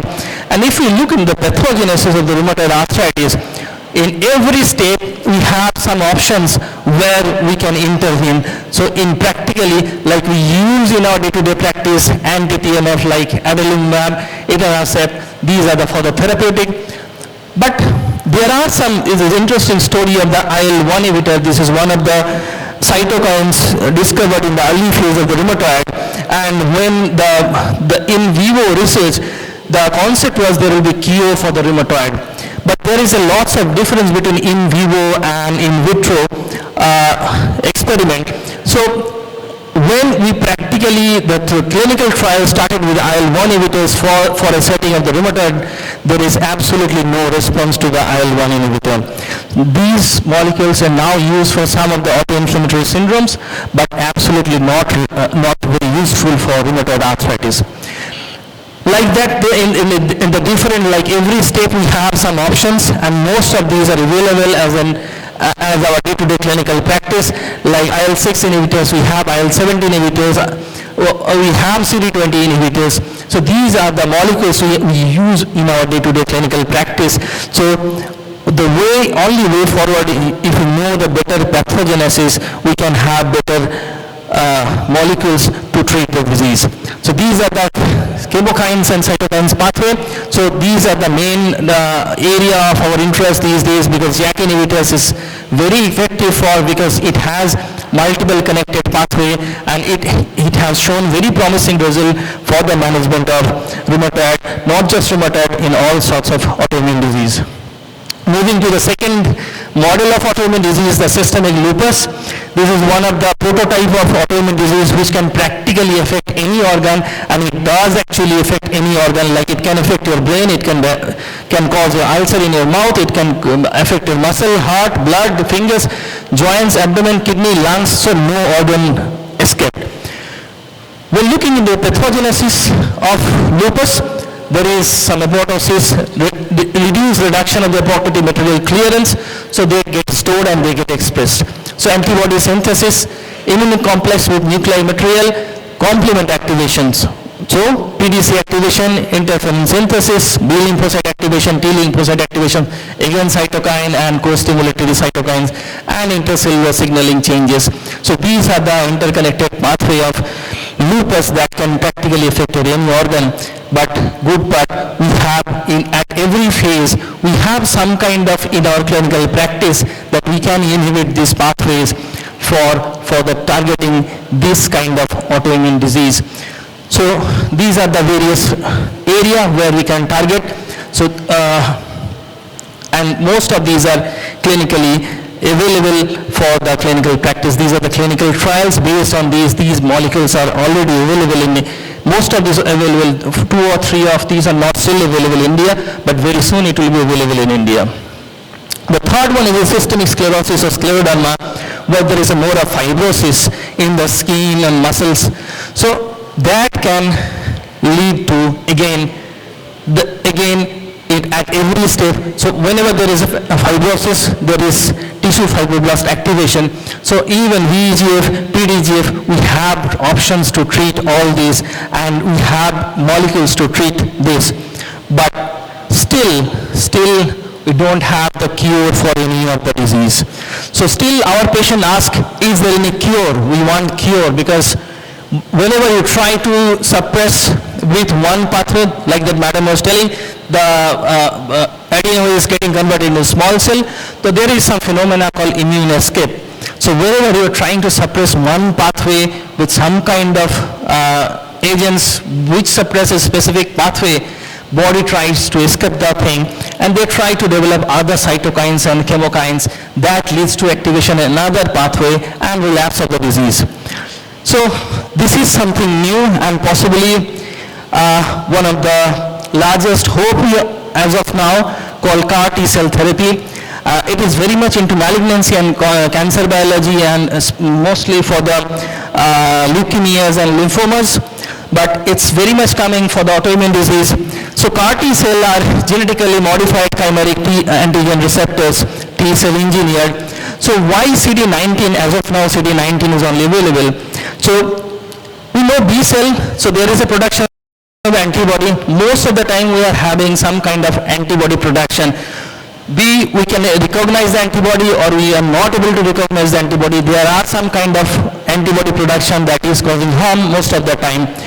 But when we are using the molecules like rituximab, which target the B cells, peripheral B cells, there are lots of B cells which are residing in the tissue, and that causes the relapse of the disease whenever there is a withdrawal of the drug or withdrawal of the effect of the drug. This is something interesting. The CAR T cell can actually inhibit your tissue-related B cells, which produce the autoantibodies and subsequent autoimmunity. So why B cell? Because autoimmune disease management has the B cell target therapies such as rituximab, they has been there for several years, but resetting the aberrant autoimmunity through deep depletion of the B cell is a potential strategy, because whenever we are using the other therapies, they are not causing the deep depletion of the B cells, so there are relapse of the disease.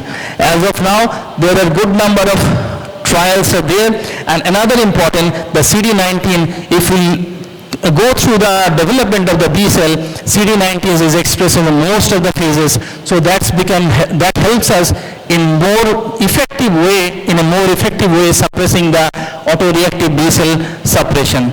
So there are large-scale clinical trials are going on for the autoimmune disease, and the results are very much promising.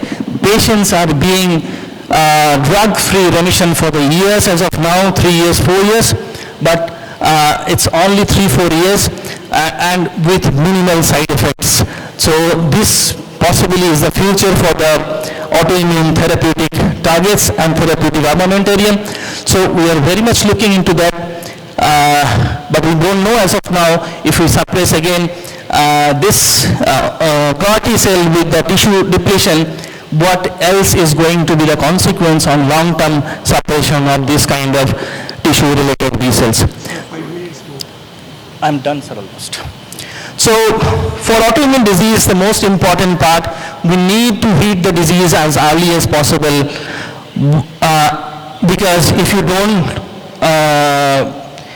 use your therapeutic armamentariums early phase of the disease, there will be lots of the damage.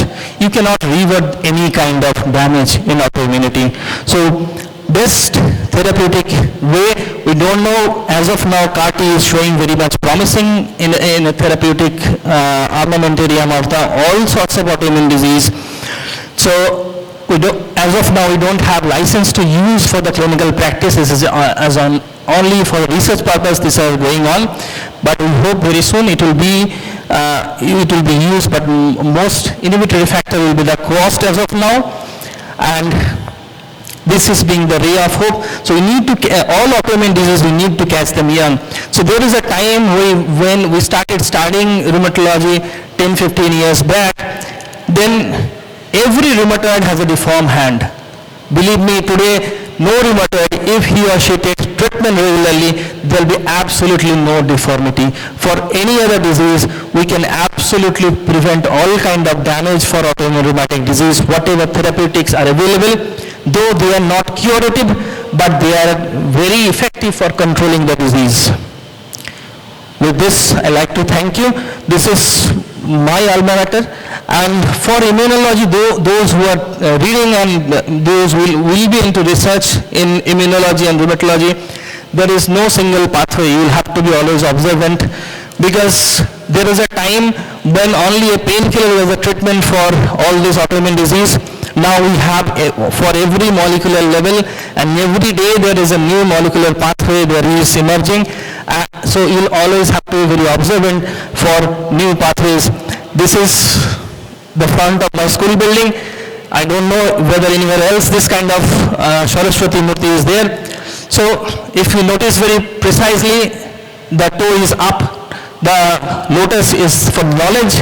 So knowledge, you cannot never complete your knowledge. So always keep your thirst for knowledge, so that we can discover some more new thing and we can come up with some more curative agents. With this, thank you. Thank you, Dr. Chattopadhyay. Very quick question, please. You can ask.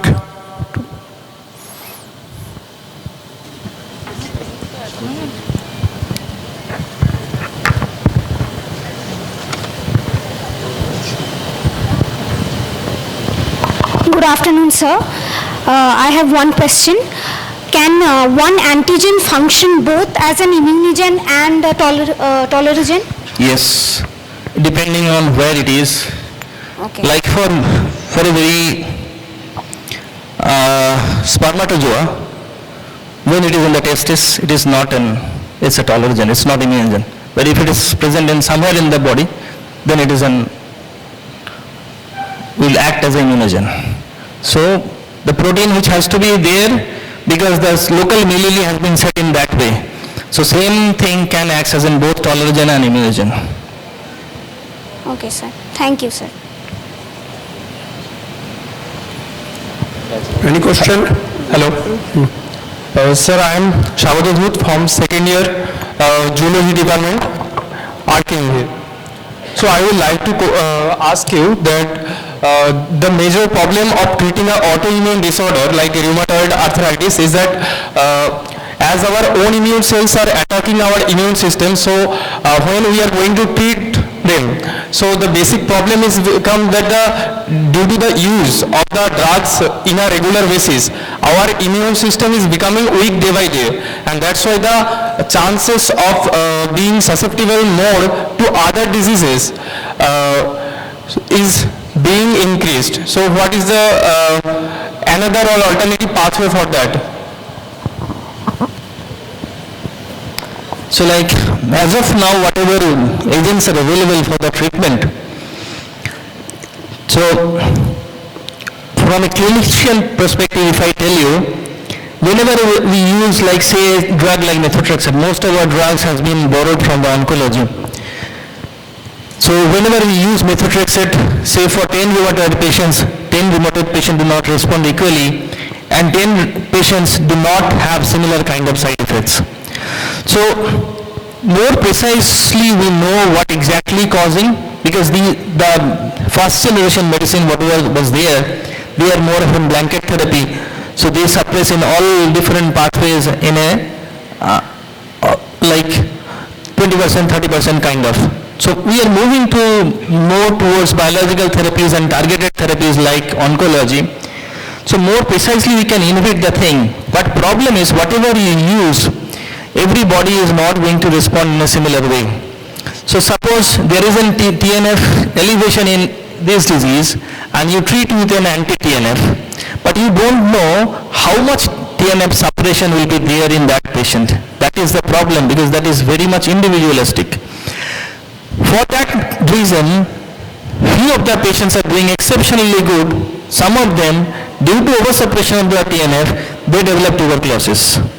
So that is the major challenge, because we don't have individualized monitoring of cytochemical and genetics. So the only way, if in future we can have a genetic mapping of the patients, which can tell us which cytokines is how much elevated, and that's why every drug do not respond to every patient. If we can have an individualized therapy for each and every patient by getting some of the genetic and chemical signature, that will be the only way out. Otherwise, till then, we'll have to use this as a blanket, whatever available is there. Oh, thank you. Thank you, Dr. I have a question, sir. I'll just ask one small question.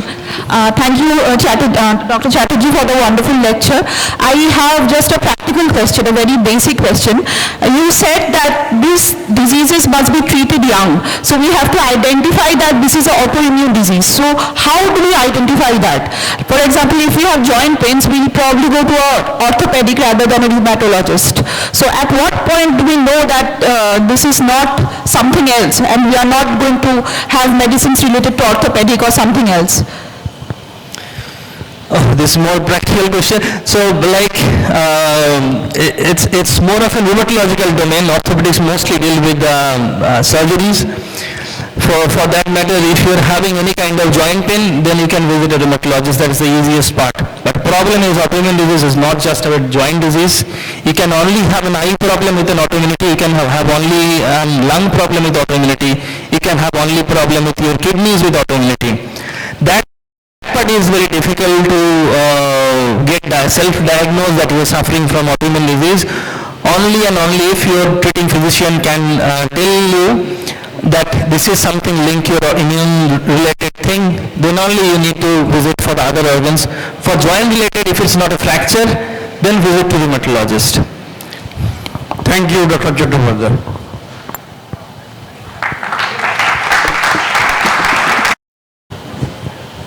Hello. Thank you, Professor Dasgupta, for your chair session. And now we move to the next scientific session. And so this session will be chaired by Dr. Pratap Kumar Das. And it is my absolute honor to introduce the chairperson for this session, Dr. Pratap Kumar Das, a distinguished scientist, visionary pharmacologist, and a stalwart in the field of drug discovery and translational research from Indian biodiversity. Dr. Das retired as a senior scientist from the prestigious CSIR, Indian Institute of Chemical Biology, Kolkata, where he played a pivotal role in driving innovative research at the intersection of Indian systems of medicine, reverse pharmacology, and modern biomedical science. Over the course of his illustrious career, Dr. Das led path-breaking efforts in identification and validation of novel anti-gastric ulcer principles derived from both the plant and microbial sources. Under his guidance, one of the most notable achievement was the reverse pharmacology-based development of a hydroalcoholic extract from the flowers of Wood Florida fructicosa, a monoherbal candidate exhibiting both gastric, anti-secretory and anti-helicobacter pylori activity, the two major causes of gastroduodenal ulcers. With over 2,000 natural products screened under his guidance, Dr. Das and his team not only refined methods through high-throughput bioassays, but also steered the effort towards clinical trial readiness, including preparation of an IND doser and comprehensive evaluation of stability, safety, and phytosanitary profiles. He has 4 USA patents. His collaborative work with synthetic chemists to explore various drugs highlights his deep commitment to taking traditional knowledge from bed to bedside. So in addition to his scientific acumen, Dr. Das is admired for his mentorship, humility, and unwavering commitment to the integration of traditional Indian medicine with modern science. A very known face in the Department of Microbiology here at Ramakrishna Mission Vidya Mandir, as a passionate teacher, we are privileged to have such a visionary researcher and leader to guide us in the next scientific session. So please join me to warmly welcome Dr. Pratap Kumar Das.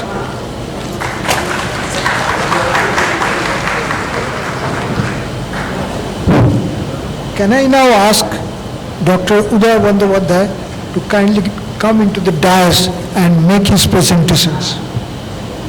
I would introduce Dr. Bandyopadhyay very briefly instead of taking the full-scale write-up regarding Dr. Bandyopadhyay, because we have little short of time.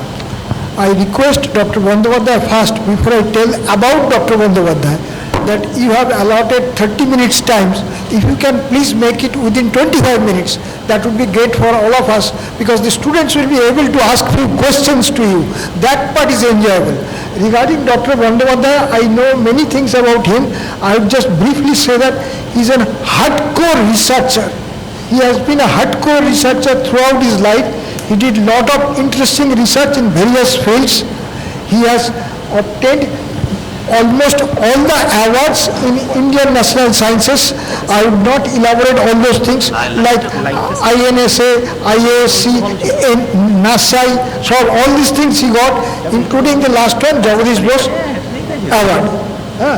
He has about 86 high-quality research papers. Perhaps you have heard hearing that Google Scholar H index value is as high as 44. So he is a excellent type of researcher. I would request Dr. Bandyopadhyay to present his complicated research in a very simple manner so that students can enjoy his way of investigating the issues, so that they can feel like to be like Dr. Bandyopadhyay. That's my request to Dr. Bandyopadhyay. Make it understandable to students.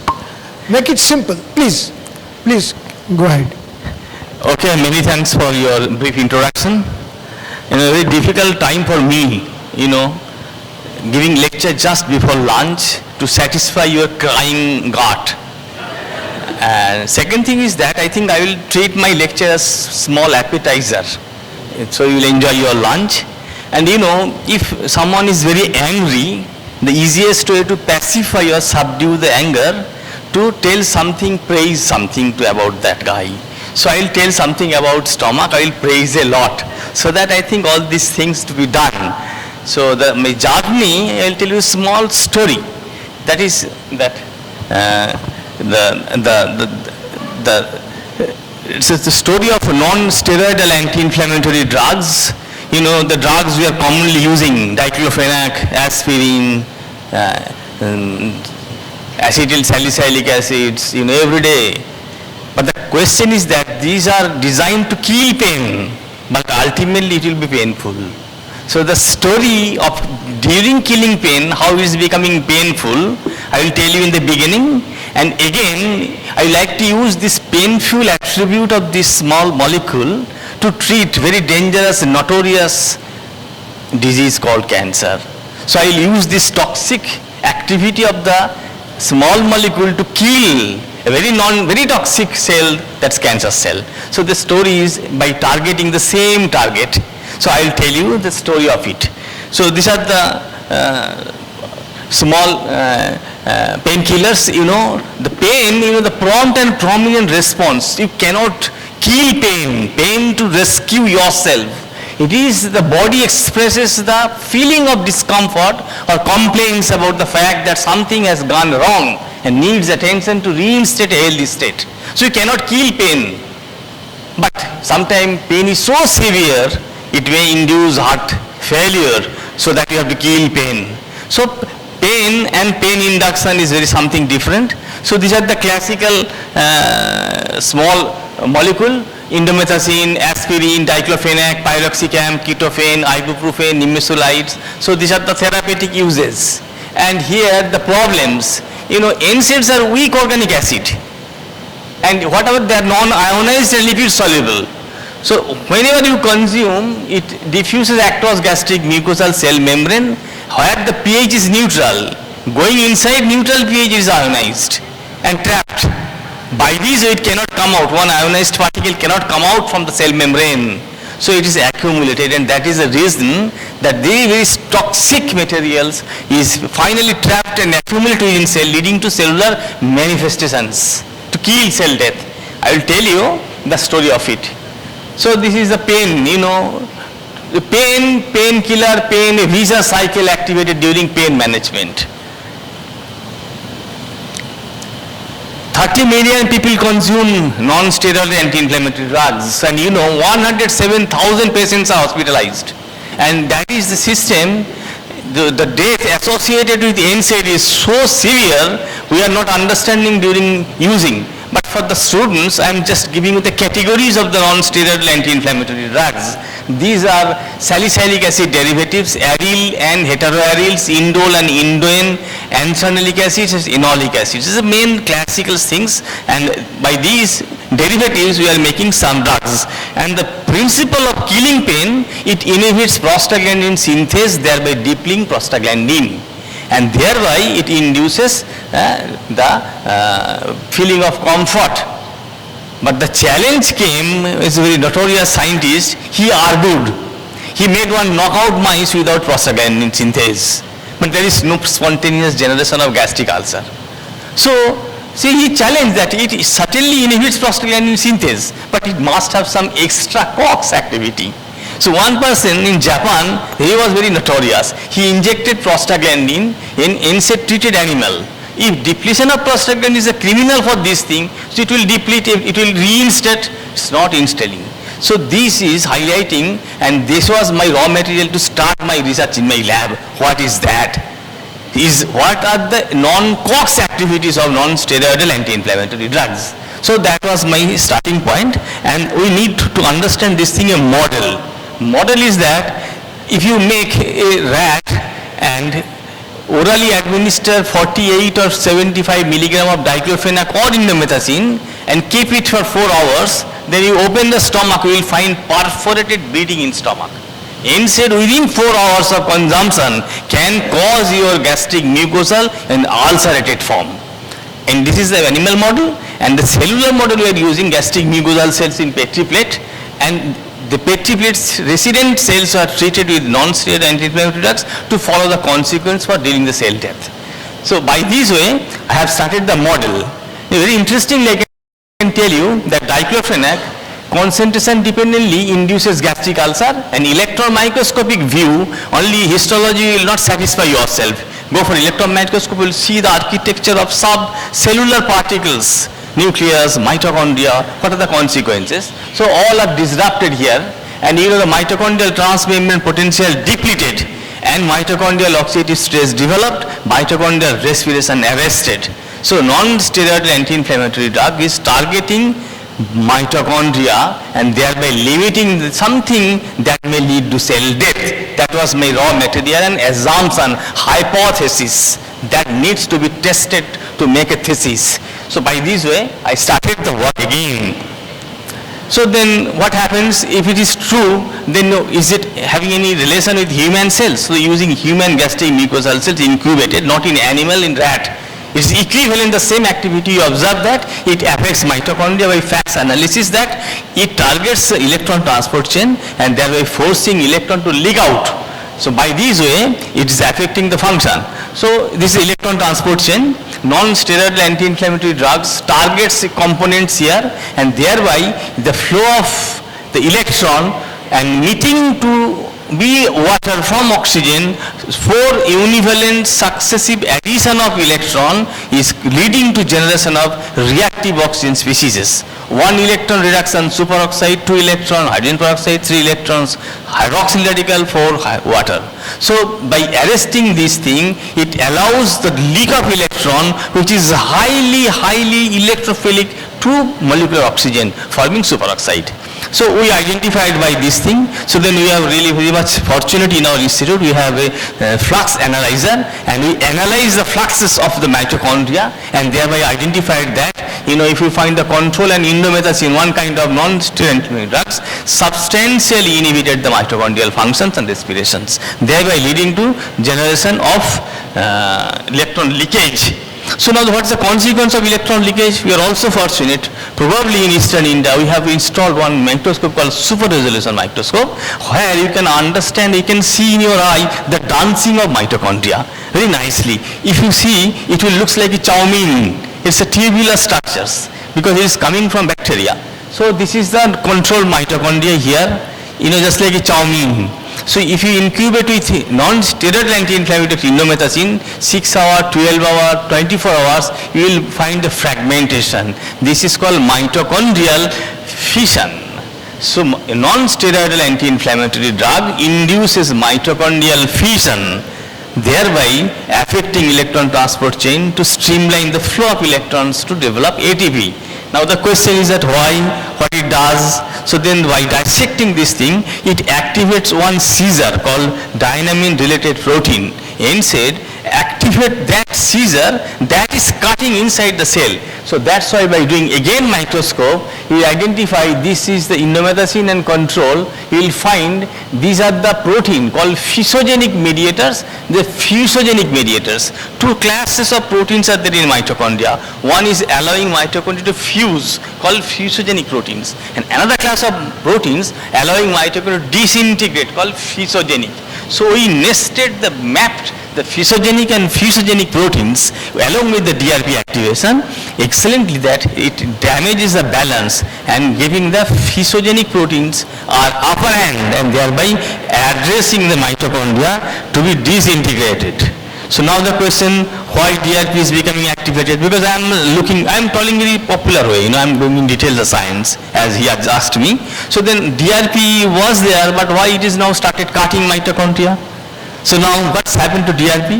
When DRP is phosphorylated, then it can activate and it can start dropping. So who is activating DRP? Then you identify the involvement of P38 MAP kinase pathway.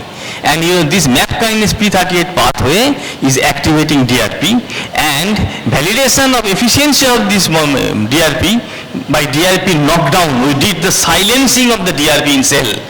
Then NSAID were not able to activate DRP and not able to initiate the fragmentation process in mitochondria by silencing studies. So what happens? Is it possible in whole animal? So we use the whole stomach. By doing histology, again we identified that DRP is highly correlated with the mitochondria and the co-localization, and this co-localization in inside, look. So this is allowing the fragmentations, and it's electron microscopic view of that tissue, and it's clearly indicated that it allows mitochondrial fission. So what happens? So P38 DRP dependent fission accompanies mitochondrial clearance. If there is abundant distorted damaged mitochondria, what will be the fate? So then mitochondria should be cleared. How? Normal process is ubiquitination. And this ubiquitinated thing is being cleared, and the mitochondrial mitophagy and ubiquitinations are correlated during this treatment along with this process. So now the question is, who will believe it? Then we started the probing by activating DRP, silencing DRP and blocking P38 by different small molecules. You don't have to go through. So by these we identified that the statement what we are making, these are all perfect. So now the question is that, has it any impact whether if you treat by silence DRP by blocking P38, so then will it restore mitochondrial transmembrane potential? It is restoring transmembrane potential.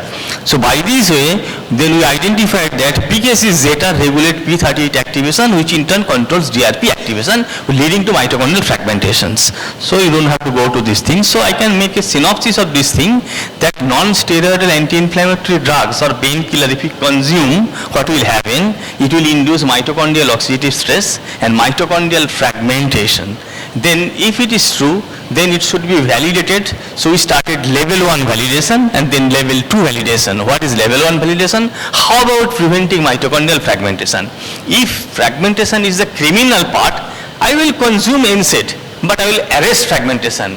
Will it be possible for therapy? Or if mitochondrial fragmentation is coupled with generation of oxidative stress, can I use mitochondrially targeted antioxidant called MitoCAN? So I don't like to give it up consumption of NSAID because of my pain and arthritis, but I will use a drug that will really mop up the generation of reactive oxygen species. So this is a level 2 validation. What we observed, the fantastic thing is that MDV1 is called mitochondrial division inhibitors. It will prevent the activation of DRP. So what will happen if we inject this small molecule MDV1 before NSAID treatment to the rat? So this is then followed, what will happen? So it should prevent gastric ulcer. It should prevent mitochondrial fragmentation. It should not allow to deplete ATP. These are the facts to be done. So then we started checking of it. So then blocking or aberrant fusion largely prevents NSAID-induced mitochondrial metabolic failure. We assessed fatty acid oxidation, mitochondrial dehydrogenase, electron transport chain complex 1 activity, respiratory control ratio, ATP content, and transmembrane potentials. All the mitochondrial parameters, the diagnostics of talking a mitochondria is perfect or not. So these are all are corrected, which was deformed. Then blocking aberrant fission prevents NSAID-induced mitochondrial oxidative stress and apoptosis also. Then what will happen? So MDV prevents NSAID-induced DRP activation and ubiquitination and pro-inflammatory gene expression. It's there. Now the question is that MDV prevents NSAID-induced NF-kappa activation and gastric inflammation to offer gastroprotection. It is even preventing the induction. This is a gastric ulcer produced by NSAID. But if you use MDV1, there is no ulcer. It's like compound. So it is preventing. So can we design small molecule that to bypass the activity of NSAID, that divisional inhibitors type of molecule to be coined to people suffering from painkillers, associated cytotoxicity. So the hypothesis which I proposed is being validated. Now the question is, the level 2 validation is that, so if mitochondria inside this generation of reactive oxygen species by leaking of electron because of abnormal fragmentations, what will happen? Can I design a molecule? So a molecule called MitoTempo. Tempo means one kind of nitroso molecule which can mop up reactive but spin molecules. So what will happen? Mitochondrially targeted small molecule, it can go inside mitochondria only, nowhere. That is a very fantastic molecule. So we injected this molecule before NSAID treatment to rat. Then we observe the same activities, whether NSAID can produce gastric ulcer or not. So what will happen? It is really mirror image like MDV1. MitoTempo dose dependently offers gastric protection. You look it. It's really highly protected. It restores transmembrane potential and release of blood. Injury index is tremendously decreased. So by this way, MitoTempo corrects NSAID-induced mitochondrial metabolic defects. MitoTempo corrects NSAID-induced mitochondrial bioenergetic crisis and inflammation and apoptosis. Now you may ask me the question, sir, how could you be sure that all the molecule MDV1 and MitoTempo is not reducing gastric hyperacidity? So whole world is looking to have a molecule which will prevent gastric ulcer but will not block gastric hyperacidity. Say ranitidine, omeprazole, Omage, Ucid, whatever the talking, we are all the time taking. These are all blocker of acid. If you block acid secretion, what will happen? Gastric microbiome will be increased, that will make to dyspepsia, and consumption of proton pump inhibitors for a long time, that will induce hyperplasia. So what will happen? The whole world is looking for a small molecule which will prevent gastric ulcer but will not block hyperacidity. So by this way, we observe that the reduction of gastric ulcer not because of the reduction of acidity, because the pH remains very low, there is no neutrality. But what lansoprazole did is increasing the pH. So by this way, the hypothesis is that we have identified a target called mitochondria that can be used for subcellularly to prevent gastric mitochondrial fragmentation and gastric ulcers. So now the question is that NSAID triggers superoxide generation, MOS hyperactivates PKC zeta P38 DRP1 axis, fragmentation of mitochondria, blocking of mitochondrial hyperfusion protects against NSAID-induced gastropathy. So hypothesis is that. Now, but still there are open question. Why mitochondria gets severely damaged? What happens to the mitochondrial defense arsenal? Mitochondria have a guardian called, so many molecules are there. So it is allowing NSAID to kill it. Why it's becoming so silent? Its own defense? Why mitochondria is being subjected? That was our next question. So this question to be addressed very nicely. What will happen? The Illumina HiSec giving us huge opportunity for us because we know nothing about the protein modifications, gene expression, profiling after NSAID treatment. So we use control tissue stomach and NSAID exposed stomach for transcriptome sequencing details. By doing this, we observe that transcriptome sequence identified one molecule called SART3, that's called mitochondrial guardian, is being targeted by totally depleted. The first time we observed that non-COX activity of NSAID, which is SART3, it targets SART3, and by this transcriptome detailed sequencing by MAT and HubGene analysis, we came to these identifications. But this is informatics and genomics. It to be tested in lab whether I am right or not. What we did, so then we, SART3 I told you is a silent information regulator 3 and it's a mitochondrial protein class 3 histone deacetylase. What will happen?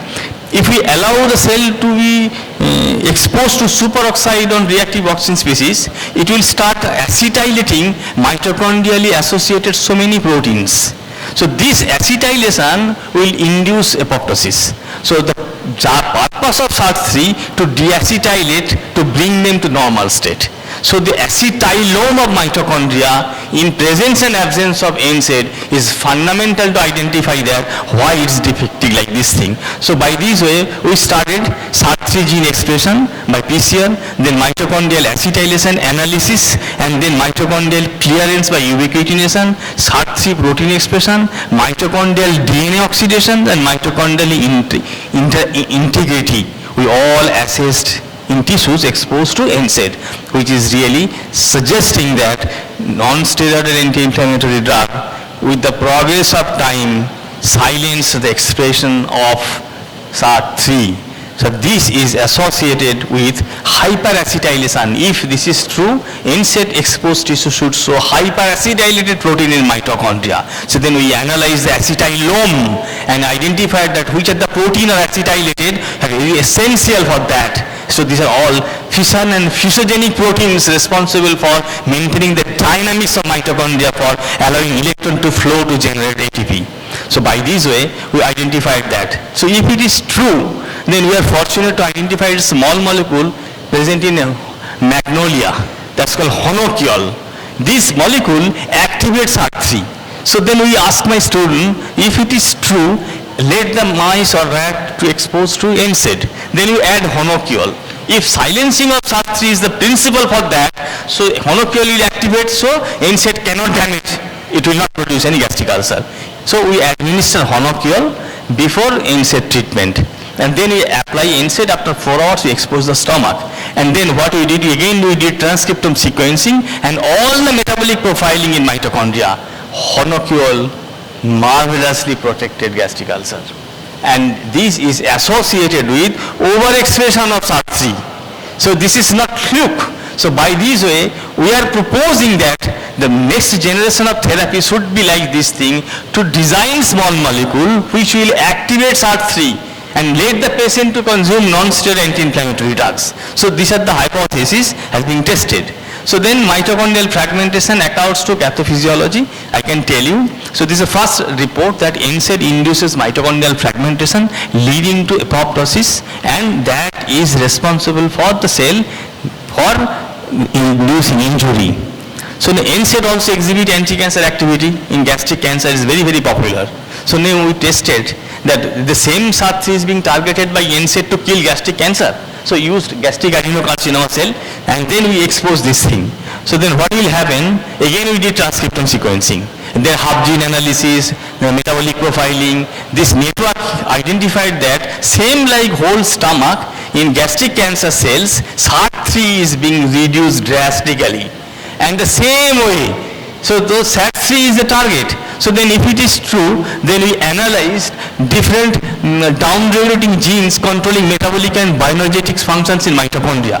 So these are all, you will understand, complex 1, complex 2, complex 3, fatty acid, long chain fatty acids, short chain fatty acids, all mitochondrial parameters to be tested. All hub gene analysis is indicating that NSAID is doing like this thing. So what will happen? NSAID dose and time dependently reduces SAT3 expression in gastric cancer cell. So then if SAT3, being a biochemist, understanding if it is true, better act directly. So then we need the clone and overexpressed SAT3 protein. So in our laboratory, we received the cloned overexpressed SAT3 protein and treated with NSAID directly. Very interestingly that NSAID not only prevents the transcription of SAT3, it also inhibits the acetylase activity by binding to the NAD binding site. By doing this bioinformatics and docking analysis, we came to know that this protein is really a target even in purified form. You may ask that NSAID going inside, converted into some other molecules, that molecule is interacting, but you are talking something rubbish that NSAID is doing this thing. To nullify this, we use pure recombinant SAT3 protein exposing to NSAID and demonstrated the loss of deacetylase activity, and the mechanistic studies reveal that it binds to the NAD binding site of the SAT3 protein. So by this way, then what will happen? So if it is true, then we silence SAT3, then added the amount required to kill cell, NSAID very low level. So NSAID aggravates cytotoxicity in SAT3 silent cells. So by this you also certified that the critical role of SAT3. So SAT3 silencing aggravates the cytotoxic effect of NSAID. So the conclusion I can tell you, the first time we report that non-COX activity of non-steroidal anti drugs. It affects the mitochondria, induces mitochondrial fission, and we are giving in a hypothesis and the new therapeutic window to design fission inhibitors to prevent NSAID-induced gastric mucosal injury and gastrotoxicity. And then NSAID, by targeting SAT3, is not inhibiting gastric hyperacidity. So the purpose to develop a small molecule which will not block hyperacidity, we need acid, otherwise we cannot digest protein. So by this way, what will happen, SAT3 stimulation, blocking mitochondrial fragmentation and other scavenging superoxide represent potential novel therapeutic strategies against NSAID-induced gastropathy. So many thanks for your patience hearing, and I am talking not that science. So these are the persons I should acknowledge. So all my students, so they probably, I do not know, they all are studied, 20 postdocs, so they are all outside. So, it is excellent, Dr. Bandhavadhyay, nicely presenting the big story in a very small time. Yeah, as you told. So now let us keep it open for questions. We have really 10 minutes time. Look, I will be happy. Look, I'm press here. questions. He is good to press questions. The question is that I am here with my money to come here, and I am spending time to talk to you. But I need something to get back so that if I get new idea from you, I can start new work in my lab. So feel free to educate me, It will be very nice because you are young brain. I did my job. Please feel free. Feel free, you ask me whatever the question. Express your view. Thank You you, can ask sir. me in Bengali, no problem. Thank you, sir, for the engaging talk. I am assistant professor at Ashutosh College. I couldn't help myself to wait till the student asked the question. Of course. So, a very small question. So, the treatment of the cell line, which you were using as another model, were they under starvation, like media starvation or some kind of starvation, or normal cell culture? Normal cell. And still they were suffering from such big mitochondrial damages? If you add NSAID, Yes, NSAID. without that, it Yeah. cannot. Okay. And you know, I can tell you, because you people, young people should go through, the microscope was super resolution microscope. I have make a video of mitochondria because it's paucity of time. You know, when you add NSAID, mitochondria, damaged mitochondria will ask the good mitochondria, can you help me to share your DNA? Okay. The movement of the mitochondrial dance, you can make trajectory in video. So related to that point, how much time does a cell take to recover from the mitochondrial damage? If it is exposed to NSAID, it will not take any time. Oh, it will go for apoptosis. Absolutely. No way to Fragmented. recover. No way. Painkiller is very dangerous if you don't have to ask to manage it. Otherwise, you know, it will kill whole. I am talking about stomach, but it also affects heart. It also affects liver. But why stomach? The symptoms appear fast because stomach cells are renewing like cancer cells. Every time the bolus of food is going, it is replenishing. So the ATP requirement of cancer, gastric mucosal cells is highest in the body. And number of mitochondria present in gastric mucosal cell is highest in the body. So that's why anything damaging mitochondria is reflected fast. That's why stomach is being affected for gastric ulcer. Please remember the point.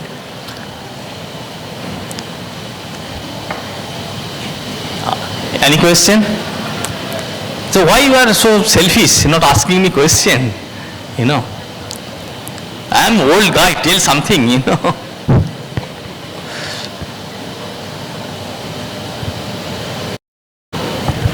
Good afternoon, sir. Yeah. My question is, you performed molecular docking on the proteins. Did you knew the active pocket of the protein, or did you perform blind docking on that?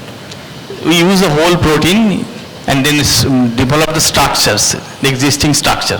So then we docked with NSAID. And then we did competition studies with NAD. That's a co-substrate required for deacetylase activity. So the propelling activities of NSAID in presence and docking confirmed, and then we did the wet lab experiments, because I do not believe bioinformatics is blindly 100%. It will give you idea. So then we use the protein and we started binding analysis by adding NAD and the displacement, a instrument called ITC. But ITC can tell you, thermocalorimetry, addition of this thing will tell you that how much is interacting and taking like this thing. So that's why we confirmed it. Sir, you performed molecular dynamic simulation on that. So, what was your conclusion after performing the simulation of the complex? The conclusion is that NSAID interacts with NAD binding site in SAT3. Thank you, sir.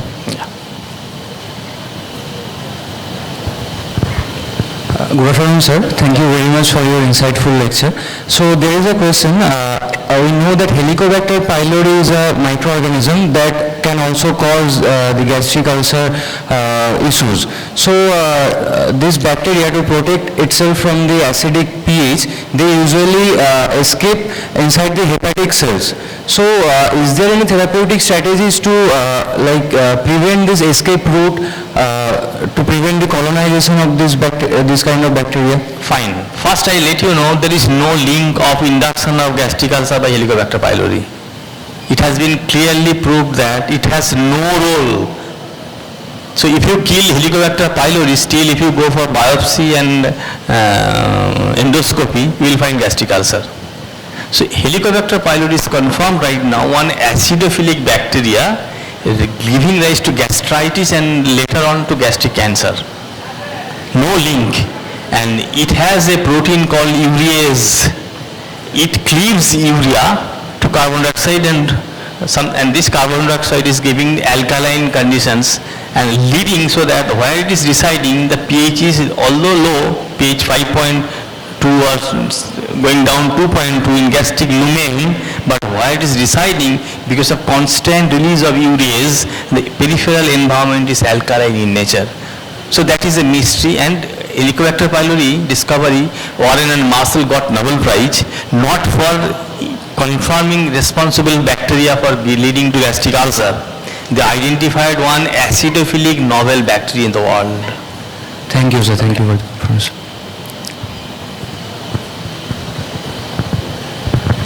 Any more question, please? If not, I will request all of you to give a great thank you to Dr. Bandyopadhyay. Please. Thank you, sir, for a wonderful lecture. Thank you, sir, for a wonderful lecture. And it's really an honor to see two stalwart scientists whom we have, many of us here, who are now faculties, have studied their work during our initial PhD days, studied their papers line by line to understand how they think science, and then we have moved forward. Thank you, sir, for guiding us for a long time. Thank you, sir.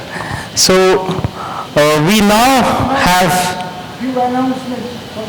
Yeah, sure. So we now have few announcements. So as you go out from this hall, you will see there are separate veg and non-veg counters, sharp at 4 p.m. With that, thank you so much.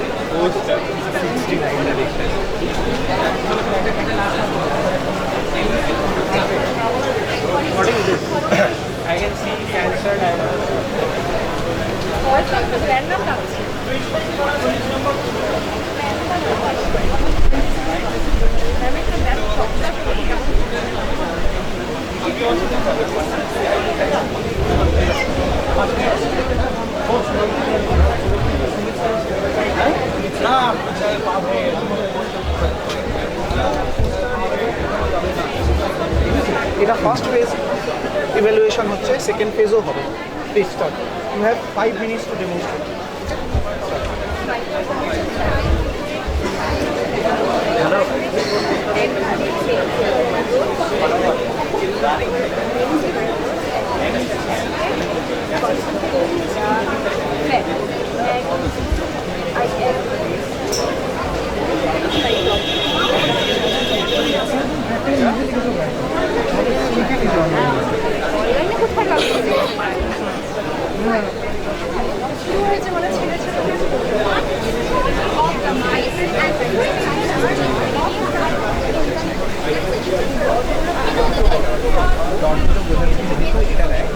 এরকম তো নয় যে এনজাইমের concentration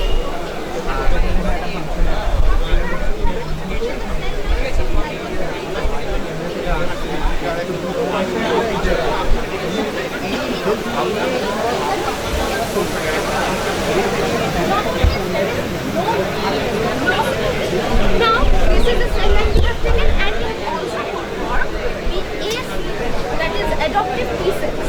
Adoptive T cells, what we are doing there, it is a very interesting technique, immunotherapy, that performs nowadays in a clinical benefits. We all know it is very much beneficial, but why don't we use VDSC do that?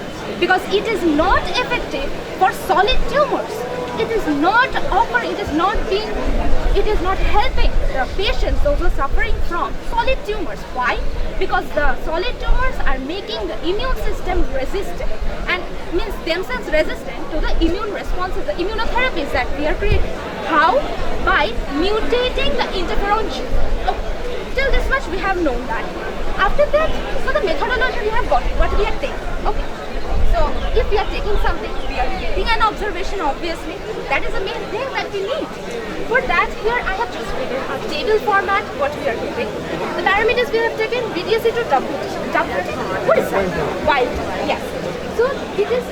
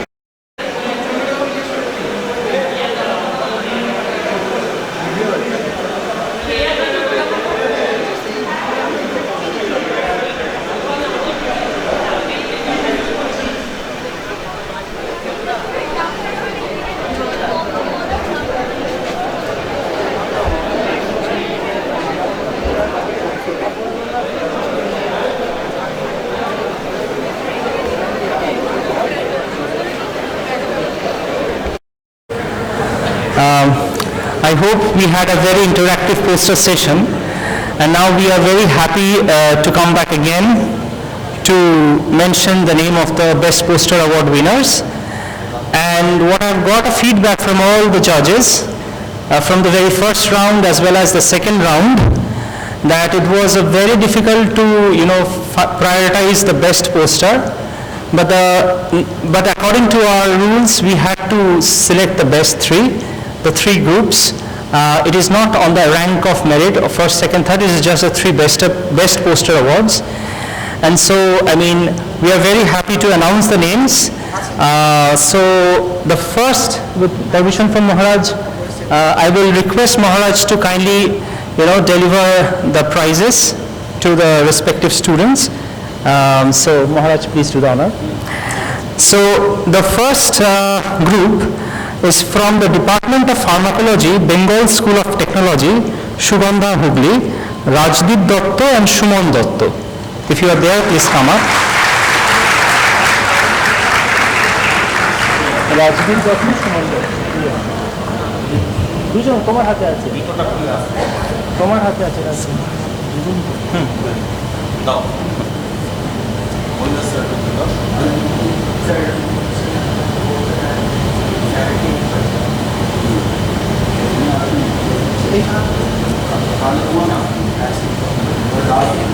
Rajdeep Dutta.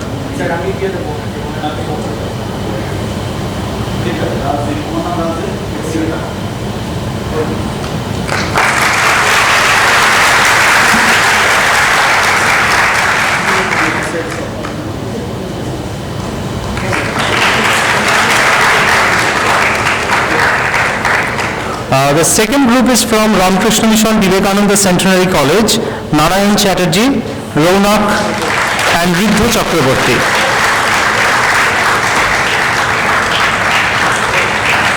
Narayan Chatterjee, Ronak Pore and Riddhu Chakraborty. If you are there.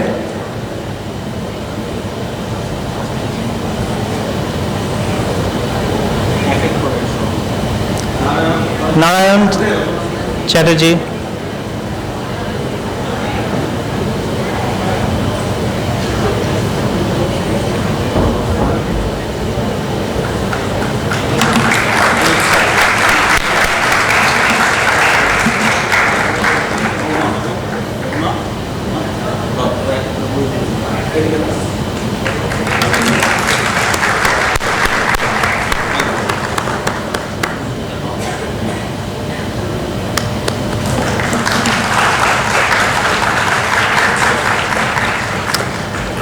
And the third group is from the Department of Physiology, University of Calcutta, Shayani Bhumik, Shomik Basu and Shreya Chattopadhyay.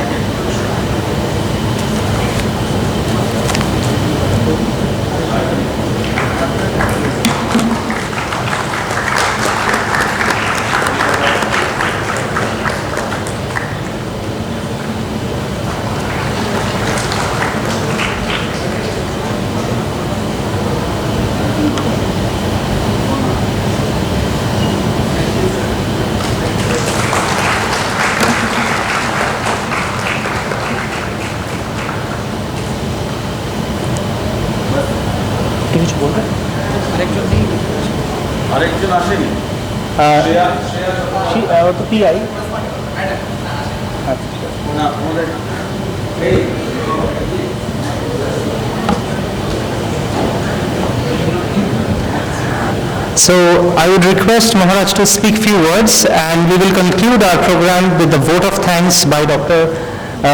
Diptendu Sarkar, followed by Maharaj.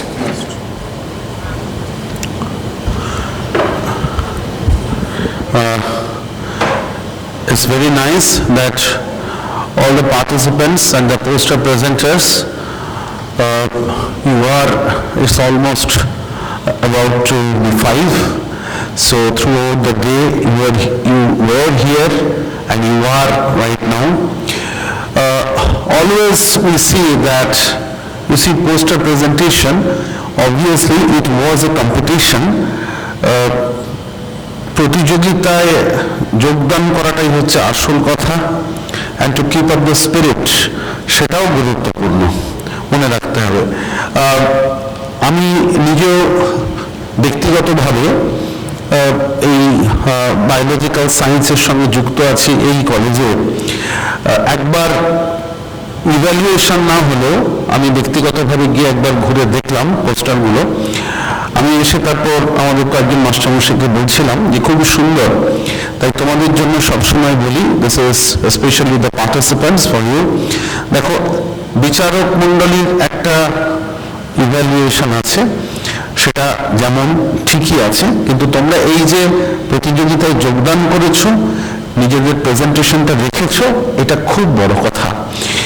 তারপর তো একটা জিনিস আছে, তাই তোমাদের প্রত্যেককে যারা এখানে প্রেজেন্টেশন করেছো এবং এসেছো তাদের সকলকে অনেক ভালোবাসা শুভেচ্ছা জানাচ্ছি এবং এইটাই ধরে রাখবে সারা জীবন।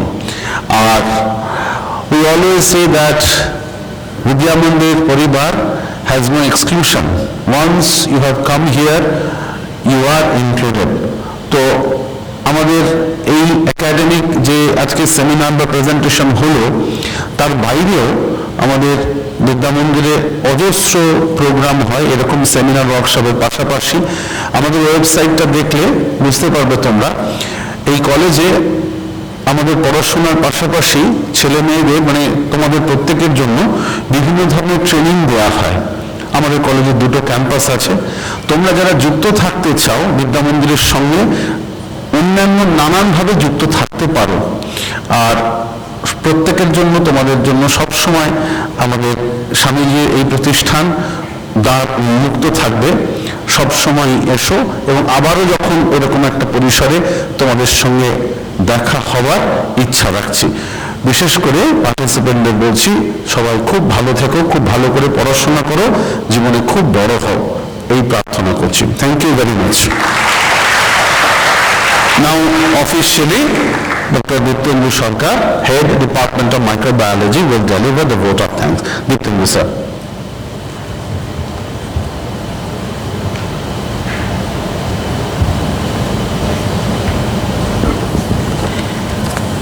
A very good evening to all. The best and beautiful things in the world cannot be seen or even touched. They must be felt by heart. Thank you is one such prayer among them. Today, I take this opportunity to put all my gratitude in the form of words. I consider it a great privilege to propose a vote of thanks to all the dignitaries who have witnessed it as a memorable and successful event. Today, my words are not enough to express the gratitude. On behalf of our Ramakrishna Mission Vidya Mandira family and Department of Microbiology and Zoology, I would like to acknowledge to our keynote speaker, Dr. Triporna Sen, Madam, from the Department of Oncological Studies, the T.J. Cancer Institute, who is also serving as co-director in the lung cancer PDX program at the Eaton School of Medicine, Mount Sinai, New York, United States of America.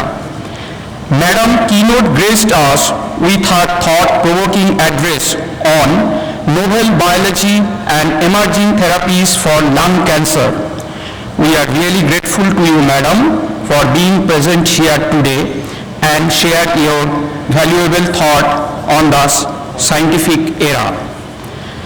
I would extend my heartfelt delight to our first speaker, Dr. Arvo Chattopadhyay, who is Academic Director at the Asian Institute of Immunology and Rheumatology, Kolkata.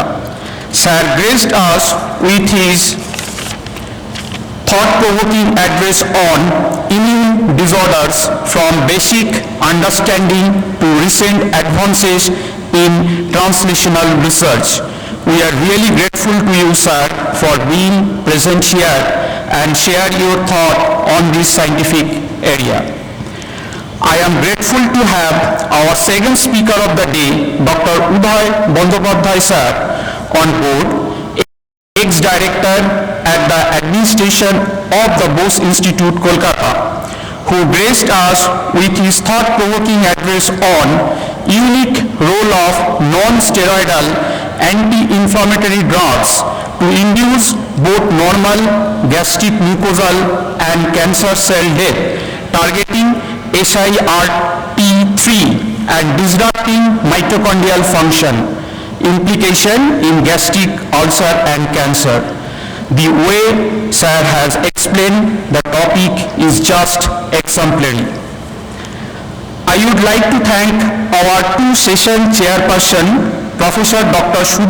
Sudhir Chandra Dasgupta sir and Professor Dr. Pratap Kumar Das sir for guiding the session, introducing speaker, managing time, facilitating discussion, and ensuring a smooth and engaging experience for attendees. I bestow my humble thanks to the respected Principal Maharaj of our esteemed Swami Mahapragyanandaji for his firm helping hands in our endeavors, and also Vice Principal Maharaj and all other monastic members for all words of wisdom what radiate from them, that is the source of energy of all of us.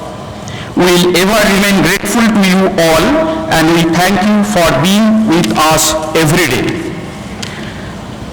I would also like to thank all faculty members, research scholars, PG students, and UG students from various universities and colleges present here and made our event more successful and colorful. Dear participants, I am hereby congratulating you all for your notable zikr and participation in this experience. You have enlightened us by your considerable presence throughout the pinnacle of our trials. I would congratulate all fellow presenters for their humble strives, while also congratulating the winners. I would like to encourage all contestants for keeping up their aspiration. There is a negligible gap between winning and not winning. What matters the most is contribution to the contest, which I believe all of you have assessed today. I also want to thank all the faculty members of Department of Microbiology and Department of Zoology for taking efforts to make this conference possible. I extend my sincere thanks to the non-teaching staff of our college and office, especially Ranjan Babu and his team, for their enormous cooperation in the organization of this type of event. An event of this dimension cannot happen overnight. The wheels start rolling months in advance. We have been fortunate enough to be backed by a team of very motivated and dedicated students committee and volunteers. I cannot thank everyone enough for the involvement they have shown and the willingness they have expressed to take on the completions of tasks beyond their comfort zones. Last but not the least, I would like to encourage applause to my dear students of microbiology and zoology of Vidya Mandira for their interest in this program and for their zeal in preparing this setup. At last, prayer to the feet of Thakur Ma and Swamiji, I would hence like to accomplish my vote of thanks. Once again, thank you all.